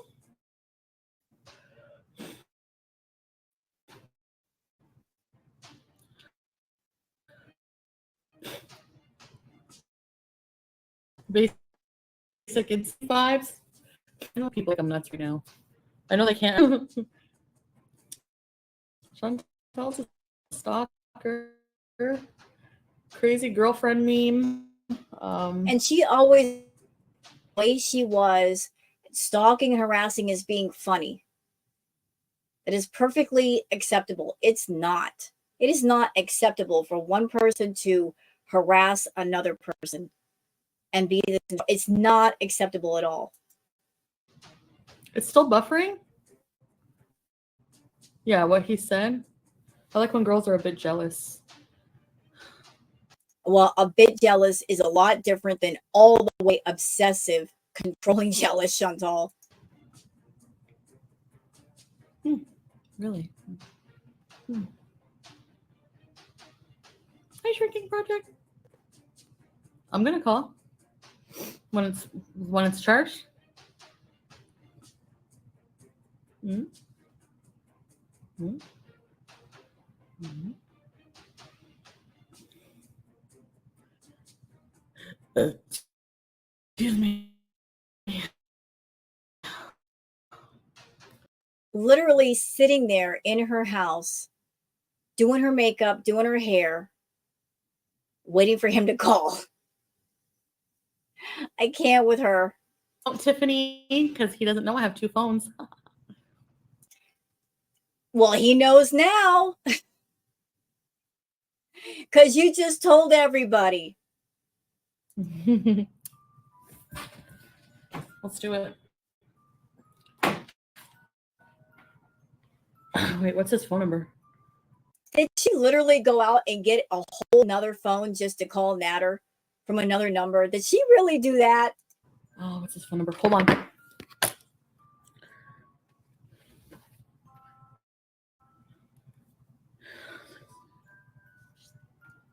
I mean, because y'all can see the phone. It's not a cheap phone. Did y'all actually go out and get another whole iPhone just to stalk Natter? Holy moly, mother of pearl. I'm so nervous right now. Should I do this? This is so childish. Not only are you stalking and harassing somebody, you're doing it on live stream in front of everybody. Do you know how pathetic this looks? How wrong this looks?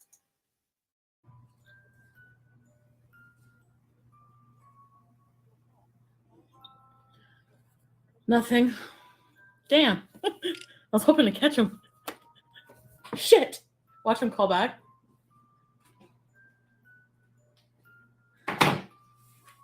You called? Yes, my name is Tiffany. Do you remember me? Okay, well, I'm fucked because I broke up with him. So you broke up with him and you're over there calling him 20, 30, 50 times that night. And you put your makeup on and you're doing your hair and doing your lipstick for what? You broke up with a guy, but yet you're doing everything like you're going to go on a date. And yet there's no one to date. Make it make sense. I'm stupid.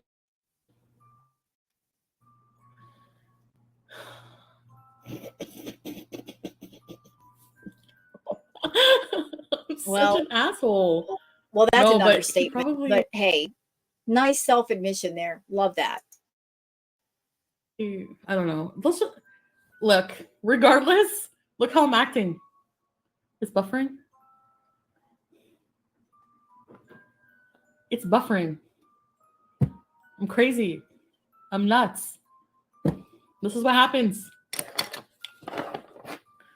So basically, her attitude is I have all these issues. I'm clingy. I'm obsessive. I'm insecure. I'm jealous. I'm not interested in fixing any of these issues at all. So if you're the guy I got my crosshairs on, I'm coming with you with these issues. And the only way to keep me from blowing up and going online and trashing you is to do what I want. You got to do what you have to do, what I want you to do to keep me from throwing a temper tantrum and being completely out of pocket. That's the thinking.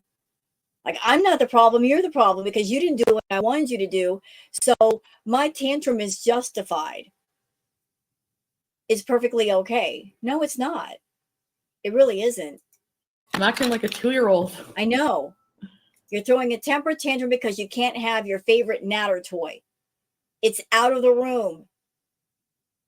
Because you can't play with it, you're mad. You're going to kick your feet and you're going to stomp and you're going to scream until you get your toy. No, he didn't answer. He doesn't know I have 2 phones.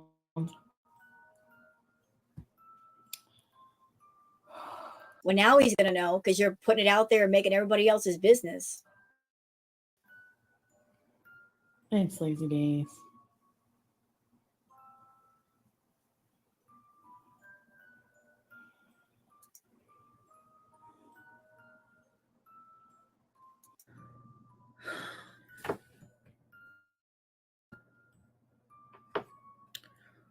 Yeah, Lynn.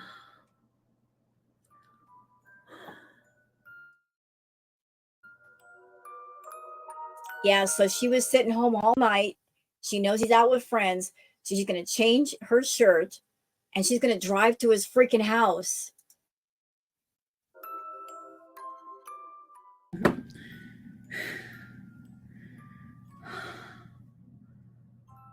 Thank you, Jessica. Let's hope. Sam! Anyone call me? No? Oh, I'm not surprised. Like, I hate this. This is so creepy to me. Like, again, I'm not on Natter's side, but ugh. You know, like, he's out with friends. She's tried calling like 20, 30, 50 times. He's not picking up the phone. So she decides to come online and stay on for hours this night, waiting for him to call, putting on her makeup, doing her hair, waiting for that phone call, waiting for him to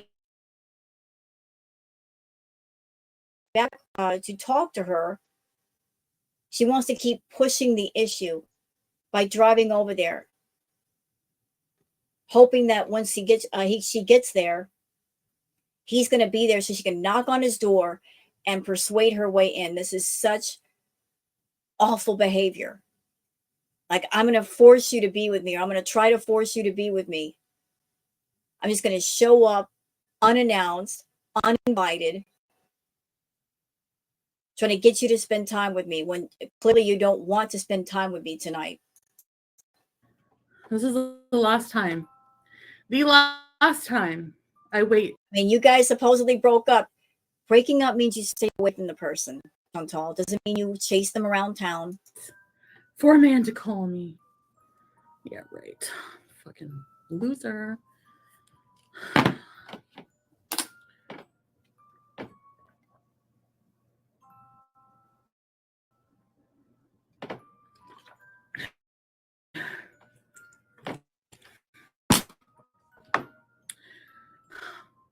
It's buffering? I'll call him one more time from this number. As if that's going to work. And I'm going to leave it for the night. For real. I'm just going to forget it for life. I'm going to leave it for life. Fly with me. At all. So she's on the way to his house right now. I'm going to go get some stuff. And she's trying to use the excuse of, I'm just going to go out and go to a dispensary tonight. Oh, no. No, she's using the dispensary as a cover so she can go to Natter's place. Because I'm sure there were dispensaries closer to her house, but she wants to go to one closer to Natter's place because she wants to do like a drive-by situation. And then cry myself to sleep. Wake up. and hopefully still be mad like I am now. So I can't go to bed mad. I can't go to bed without resolution. Technical difficulties? What's going on? Okay, what I'm going to do is end the stream, restart my phone, go buy the thing, go home, and we're going to blaze, okay? So, let's try this.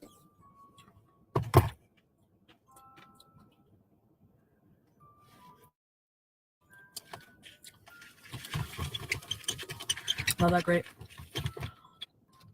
Ooh, it's sour. All right, guys, that's what I'm going to do. I'm going to buy a couple pre-rolls, go home. So, I have to use my GPS too, so I'm going to go buy it. It's going to take a while to get there. It's kind of far. So, I know, basic.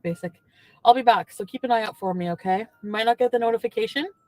And why was she turning off everything? Because she wanted to go drive by Natter's place. She didn't want the chat to know. So keep an eye. I'll be back.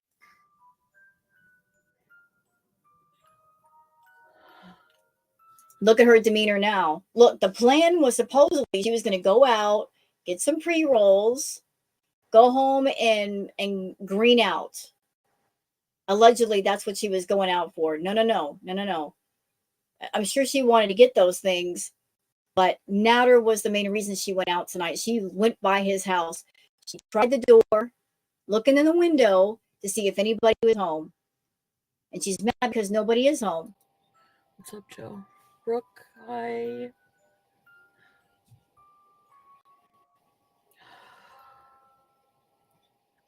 Put it members only chat. So might not be a lot of people in here. I didn't even drink it. I don't like it. I don't like it. I don't like it. I'm in the middle of nowhere. You're not sleeping, Joe? We're going to bed. What a difference eyebrows makes.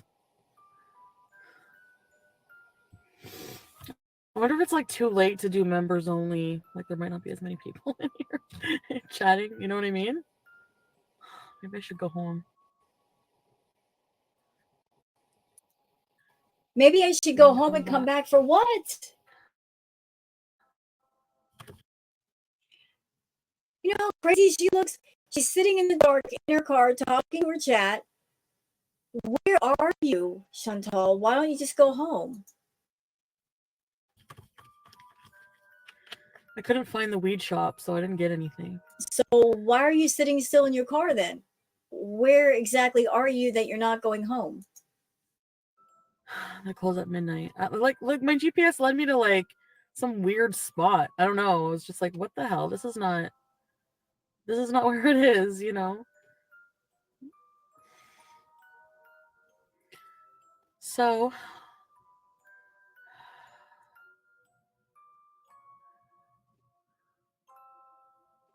I don't think people are going to get notifications for this either.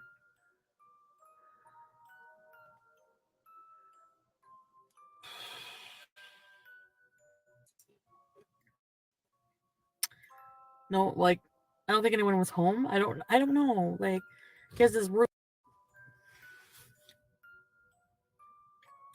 Hi, Abby. I'm moving in with you and your hubby. That's it. I'm done. Hi, butterflies and daisies. Annie, hi. Annie, I'm so stupid. I feel so dumb. I didn't get any weed. Hi, Bees and Ben. And this was something Chantal did a lot of. Like there's a term called duper's delight. She did a lot of duper's delight. She still does it. Where she's trying to act like she's sad, but she's not really sad. Because at the same time she's trying to act sad and conjure up a few fake tears, she's practically smirking. That's the duper's delight. She's doing it right here, right now. She's trying to act like she's sad, but she can't get those tears out. At the same time, she's smirking. She can't decide what emotion she wants to give the audience for sympathy. See? Laughing. And crying. What? I was home. If I could get my stuff. Does that even make sense? If he's not picking up the phone and he's not home, how are you going to get your stuff? How is that even possible? You're going to break in the place? You're going to break into the house, Chantal? You did not want your stuff. You did not spend the few hours before this moment saying, I just want to go over there and get my stuff. The obsession was not over the stuff. You don't care about stuff. You just wanted to see him. You wanted a glimpse of his face or to see if he was with somebody. So there you are, sitting all creepy in your car in the dark because you don't want to go back home. What you wanted was to come over and see him. But you're using the whole, I want to get my stuff as a cover story for wanting to see him. This man that you claimed abused you. I can't relate to you. I can't relate being allegedly abused by somebody and stalking said abuser. So desperate to see them, I'm ready to camp out in my car. In what universes has actually happened and make it reasonable? So I get there. No, like, I don't think anyone was home. I don't know. Like, he has this room, which was dark, but I mean, if you're in the room with somebody, it's gonna be dark. I didn't hear any noise. His kitchen light was on, the door was locked, but his kitchen window, like, I could see inside. What in the heck is she doing? Like pressing her ear up against the wall to hear if she could hear anything? Creepy. And I could see his kitchen table. There was like she was peeking in the windows. Still everything on it from like the last time I was there. So I didn't really notice my edibles though. I couldn't really see that well. But there was like stuff all over the table, and that's where my edibles were. He doesn't have a car. No. But he was being picked up. I don't know. But what bothers me about that is like, what situation could you be in where you're gone for like it's hours called and hours? Having fun with friends, Chantal. Have you never ever done that where you went out and just had a good time with friends and the hours just passed away like minutes? That's what you do with friends. You go out and you have a good time. You're not watching your watch. You're not paying attention to the time. You go out, it's 8:00 when you start out. Next thing you know, it's 2 a.m. You're like, oh my God, it's really late. It happens because you're having fun. But you would never know that because that's not your life. And not think about me once. Like think, oh, maybe she tried calling me. Maybe it just is out of the scope of her thinking to understand that there are other things in the world to focus on besides her. That you can take your thinking from thinking about somebody and talking about somebody and put it somewhere else and focus on that for a while. She doesn't get it because she's got a one-track mind. You know, like maybe she texted me. I just feel stupid. Like,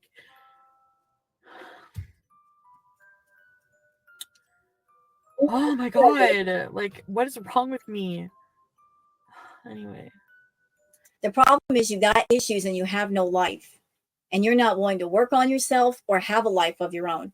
You expect anybody you come in contact with to occupy 100% of your time, and they are not allowed to have a life or interest or hobbies or things they like to do. You expect to dominate that person's time and their life to the point where they can't even live. That's an issue.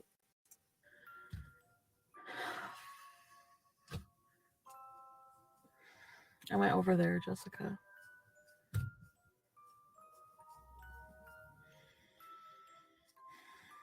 Jessica, thank you, Jessica. I went over there to see if he was home. He wasn't home, as far as I creepy stalker. know. I knock on the door, nothing. I don't know what's going on. I really don't. Like, I don't. That's what's bugging me. I don't know what's Narcissists going on. are all about control. If they don't have control, if they lose control, they lose their minds. Because having control over another person is part of their strength. That's where they get strength from, not from themselves, not from anything inside themselves, but controlling others. And as I mentioned earlier, she's someone that she's completely out of control with her life.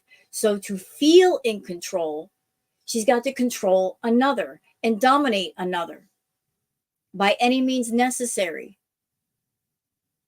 She doesn't want to control herself and fix herself, but she wants to control someone and make it to where they can't walk away. And like, I just, like, why can't you at least call me? Like, you know? He's I busy. did. I texted him. I'm like, answer your phone. Like, if you don't call me, I'm never like, I didn't say this, but I'm gonna text. Like, I'm just like, I'm never gonna talk to you if you don't call me. Like, he was supposed to call me back, and he never did. Like, what am I supposed to think? You know? Now I'm just like left here all night worrying with like nothing to calm me down. I'm like, I'm just losing my mind. Like, I don't feel like I deserve that after everything I've like been through with this person in the past 3 weeks. What have you been through? You make it sound like you've been through so much trauma in 3 weeks. What did you go through? Getting to know them, hanging out with them is going through something? Explain that to me. What have you gone through? How does that work? When you're just getting to know someone, you barely know them, and all of a sudden you've gone through so much. Huh? What? I feel like I deserve that, you know? Like, if you want a day away, then fucking hang out with your friends, but at least tell me what you're doing and call me. And when you say you're going to call me and let me know, you know? Like, He did tell you. He said he had plans. He didn't just stand you up. He said, I'm going to go hang out with friends tonight. Done. Conversation over. He told you he's going to go hang out with friends, which he didn't have to do because you are not his girlfriend. You are not his wife.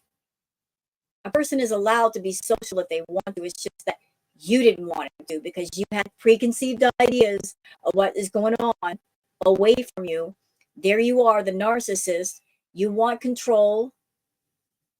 To have control, you got to know exactly what's going on every single minute. If you don't know, you lose your crap. It's you being afraid of what you can't see and what you don't know. And because you can't see it and you don't know it, your head is making up this toxic story, this toxic dialogue of what you think is happening. And because it's in your mind, you think that toxic story is true, although you have no proof. You're just going with that toxic, insecure, jealous dialogue. You're writing your own story in your head, which may or may not be true. But even if he is with another woman, what's it to do with you because you guys aren't committed? But you're acting on your feelings and you're being impulsive again. I did go there, yeah.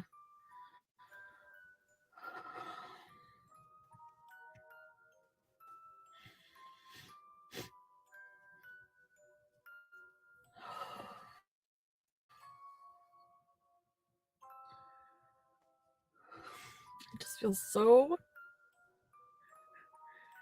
I don't know how to feel. Like, I just feel like we just have such different lives. And I just, Different lives, different people, and yet this was the person you were desperate to be with you. You got nothing in common. You're different people, and yet this was the one you wanted. You always seem to pick guys who are opposite to you. And here's something I've always found interesting about Chantal. She always wants the exact opposite of herself. She would never, ever, ever, ever be with a man who is the most like her, who has the most in common with her. She feels free to be vulgar and nasty and disgusting and evil and controlling and slovenly. But she would never accept that ever for even a second from her male partner. She wants the complete opposite. And she wonders why nothing ever works. She's an overweight woman, but she would never accept an overweight man acting in the way that she does, being as messy and sloppy. No, she wants a guy who's athletic and looking like an Instagram model, like the decent guy. All of the attributes that she wants in a guy are not present in herself. So she holds the guys in her life to a certain standard. At the same time, she has none for her. And she's coming to the table with no attributes, no positive aspects, no anything. She wants everything, but she's willing to give up nothing. Not even willing to change those parts of herself that are rotten. Can't picture that mingling together. And I'm not saying Natter is a prize. He's not. She just seems to have a special talent for picking desperate scumbags. But maybe that's because that's all that she can have around her. Because she's not a quality person. Always on the hunt for men that are hurting financially, to throw out the golden hook with the YouTube bait, and anybody that bites, that's the ones she reels in. It's not about looking for quality, it's about looking for quantity. Finding someone that will bite the hook. Like, I don't know. He seems to have like so many like fun friends and stuff like that. And I mean, I have friends, but not like a lot. And I'm not very social, like in a way. And that's your problem. Maybe you should be.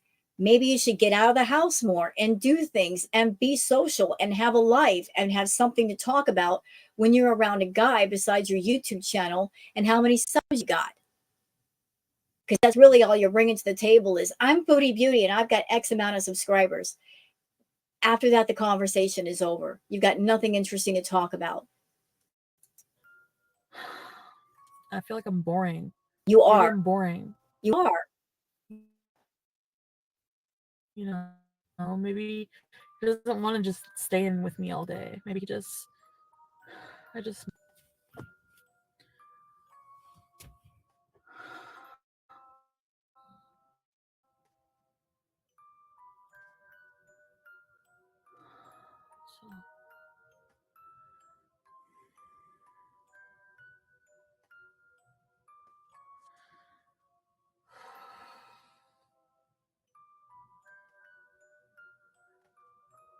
I just want to hurl. I don't want to eat. I don't want to sleep.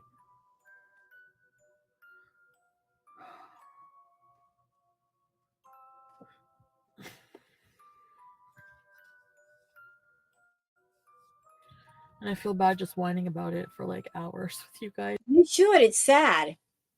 Chantal, I'm an introverted person. I'm very reserved and very secluded in a way. I don't like to hang out with lots of people. I'm not a social butterfly. But even as a quiet person, very much alone, I can still talk to people. I still have interests. There's things that I like to do. I like to write poetry. I like writing short stories. I'm into photography. I like reading books. I have things that I could talk about with people. I could still be around people. You, not so much. You got nothing. Nothing at all. Nothing quality to discuss. At all. Period. But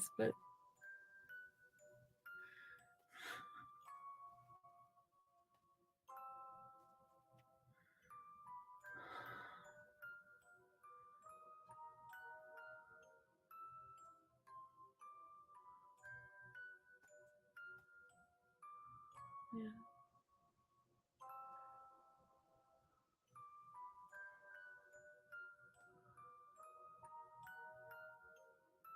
Yeah, this is not okay. She's literally sitting in the dark, just spinning herself out, just getting more and more wrapped up in this thing versus breaking through it and just go home.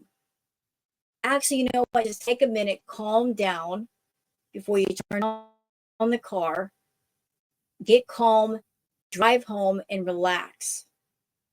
That's what she should have done. If you're feeling stressed out, don't get online with this. just take a minute and calm down first and just think about, why am I feeling the way that I'm feeling? Am I being out of pocket? Am I unreasonable? Like, just stop the negative inner dialogue before it gets started, before you start writing a whole series of toxic books based on what you think is happening versus what is actually happening. Judging what's going on based on your thoughts versus the facts. I tried the door. I'm like, please be open so I can break in and get my shit. I wanna... Drove by there. It's not home. Yeah. I wasn't able to get any weed because my GPS took me to the wrong place. Sure. Thanks, Luca. Thanks.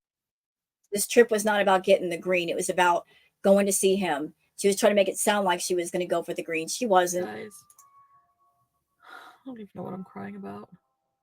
You're not crying. I don't see any tears. You're just trying to act like you're crying to get sympathy from the audience. Oh, look at me. It's not my fault. Yes, it is. I didn't even want a relationship, and that's why I'm crying. Then don't have one. You guys are supposed to be broke up anyway. Go home. Now I'm all hung up on somebody. Probably, I don't even know if we're even right for each other.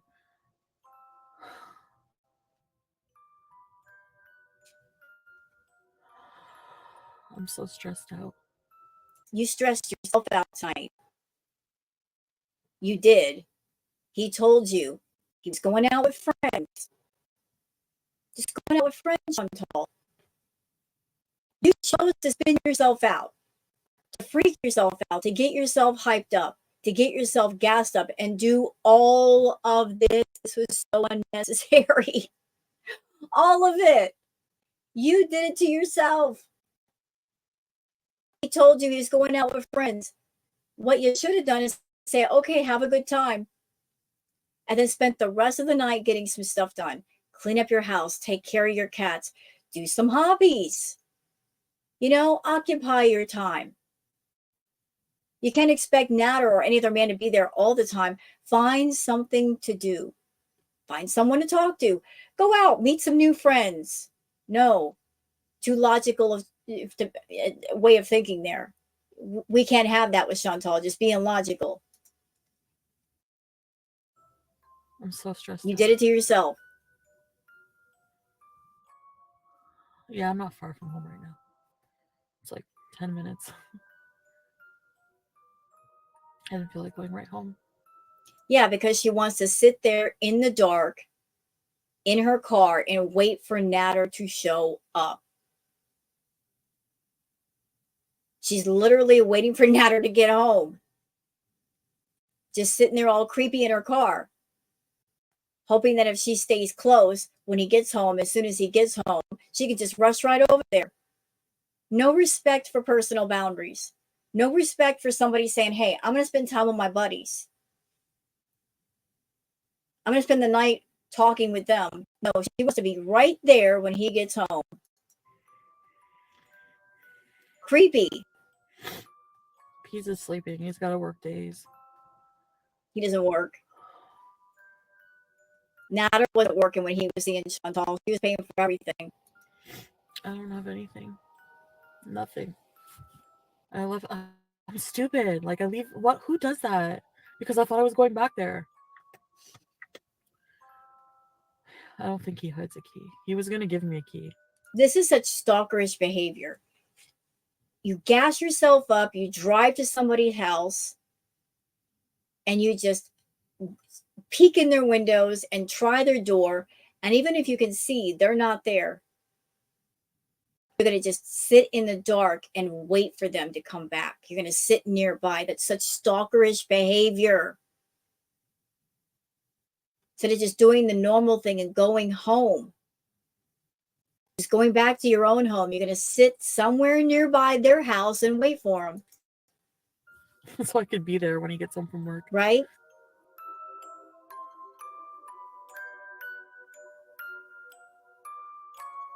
Okay, I love this comment from this person. Shona Leah says, you didn't get a response within your time frame, so you started blasting up his phone, expected him to want to reply to that. Then you threatened to leave him if he didn't answer it and showed up at his house.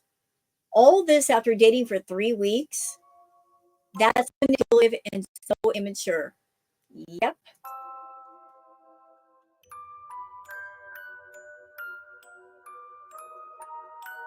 Laura Ann says, we've all been telling you about his red flags, but my, here we are. You are showing a lot yourself. This isn't normal behavior, Chantal. No, it isn't. It's very abusive. This is abusive behavior. So, who's the abuser for real, y'all? I think that there was certain kinds of abuse going on both sides. I think that Natter and Chantal, they're both guilty of being verbally abusive. Of that, I'm certain. That there were things being said back and forth, but Chantal herself said that she's verbally abusive. She also confessed in another video that she's thrown things at people. So there's a potential that she might have been physically abusive, although there's no proof. I will say that there's no proof, but she's got a temper much like Natter. So she likes to tell a little bit of the truth. And she likes to frame it as it's all him, it's not me.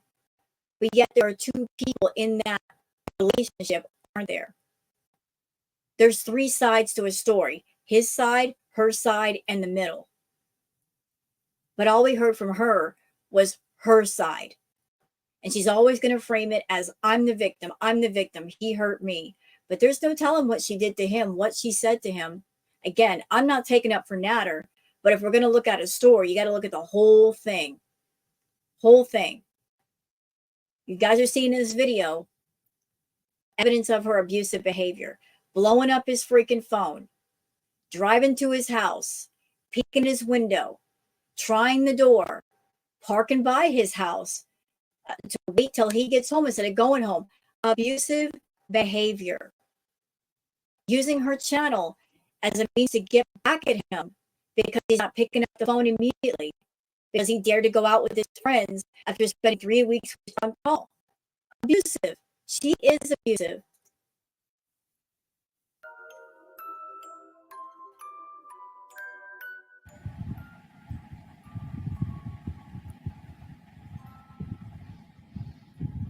It's so weird, eh? How like my feeling, like just like any interest in Nick I had just completely went out the door. And that was something that she did a lot too with Natter. In an effort to get some kind of response or validation that he loved her, she would often talk about other men or bring up other men as an effort to triangulate herself between 2 men, because she said herself she loved it when men fought over her. She would go to Pete's and talk trash about Natter to Pete's to make Pete's hate Natter. And then she would go to Natter and talk to trash about Pete's to Natter, so Natter hated Pete's. She wanted men to fight over her and put out this picture of, I am so wanted. I've got all these men chasing me. She also did that, in my opinion, as a way to try to manipulate Natter, to put out this vibe of all these men are chasing me, and what I'm giving to you, I can give to somebody else. So you better grab onto me right now. You better claim me right now before somebody else gets me. It's controlling, it's evil, and it's manipulative. The games that went on between those two, the mind games, the emotion games, it was ridiculous. It was all stupid. All these games played by 2 people who never truly loved each other. It was never about love. It was all about who controlled who at any given moment. And because they fought for control, there was all kinds of drama. Met him. This is the first time this has happened when, like, yeah, it is the first time. No, I didn't, Amanda. I think he's having orgies right now. That's what I'm thinking, like an orgy party. I don't know. That's what my mind is thinking. Of course it is. That's that toxic dialogue. You don't know what's going on, so your mind is making it up as you go. And you're just going to go with that. Versus just calming down and waiting to see what the deal is. Some kind of like orgy or something. Like, where could he be where he doesn't hear his phone? You know? Like, where could he be during COVID? He's at like a house party? I don't know. You know, if you guys aren't together, it's not your business. If you're not in a relationship, you're not living together, it's not your business. I'm gonna give him shit for that too. The fuck? Well, that's really going to make him love you. Just give him crap for it. How dare you go out without me? Who do you think you are? Where were you out at this hour? Yeah, that really makes a man love you when you come at a man like that. Anyway, I can't deal. It's not worth it. I know. I tell myself that, but anyways, I might be just, I don't know. We don't know what's going on, and here I am fucking flipping my shit. But Yep. yeah, I feel like I have a reason to. But you don't. So You really don't. anyway, we're supposed to be exclusive. His Nope. idea, not mine. No. Put the brakes on. Put the brakes on. It was your idea. You wanted to be exclusive because you wanted to control him. You didn't want the possibility of some other woman coming along and showing you up. Oh no. No, it was all you. Not mine. No, it really wasn't her idea, y'all.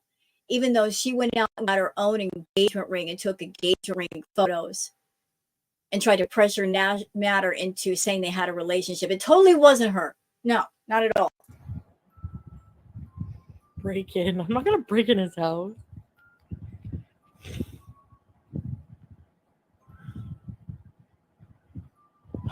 Maybe Liliana. I don't know. Maybe he wants me to miss him. You know, by not answering his phone. Maybe he's getting off. And the story was he was actually weirded out, hiding at the neighbors, watching her stalk him. Oh, so he wasn't with friends. He was tired of Chantal just suffocating him. So he was at the neighbors and he saw her driving by his house and trying the door.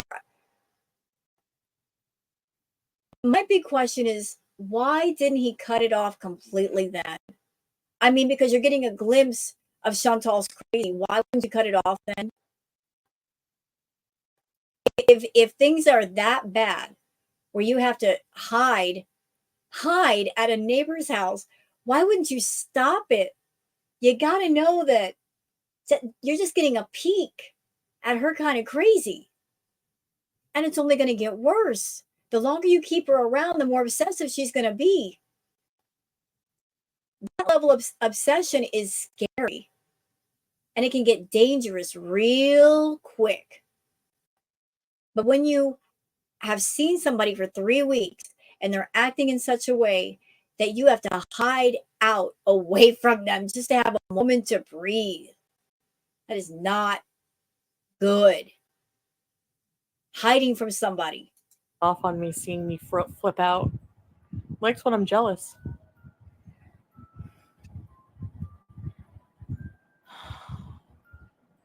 That's fucked. I hate games.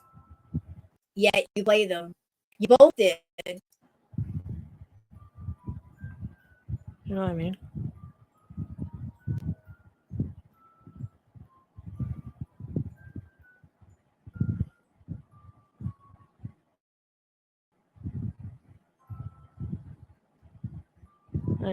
I know they're unhealthy. I know I'm stupid. Like, I'm fully aware right now, telling you this is probably not good for me. This is probably not good for me. You know, I feel that in Chantal's life, she's never had anybody challenge her. And when she met Natter, she literally met her match. in every way. She met someone that dared to defy her and tell her no. And because it was the first time dealing with that, she didn't know how to handle it. The more he resisted, the more she was determined to one-up him. Like the tug of war that was going on back and forth during this time was insane. But throughout her life, she's always managed to manipulate people, control people, and lie to people and get away with it. And she finally met somebody that told her no. She didn't automatically get her way. She self-confessed to being a spoiled brat. Well, the spoiled brat met someone who said, no, you can't have me. No, you can't have what you want. And she's like, challenge accepted. Yet no matter what she did not get what she wanted. And I think even to this day, she hasn't gotten over that. She's a sore loser. She doesn't like to lose, and she lost. And it haunts her to this day. Narcissists, when they get a dent in their pride, that dent never goes away. I mean, look at the way she behaved when FFG and her family got BBJ. Has she let it go yet? No. Still talks about it to this day. She just can't get over it at all.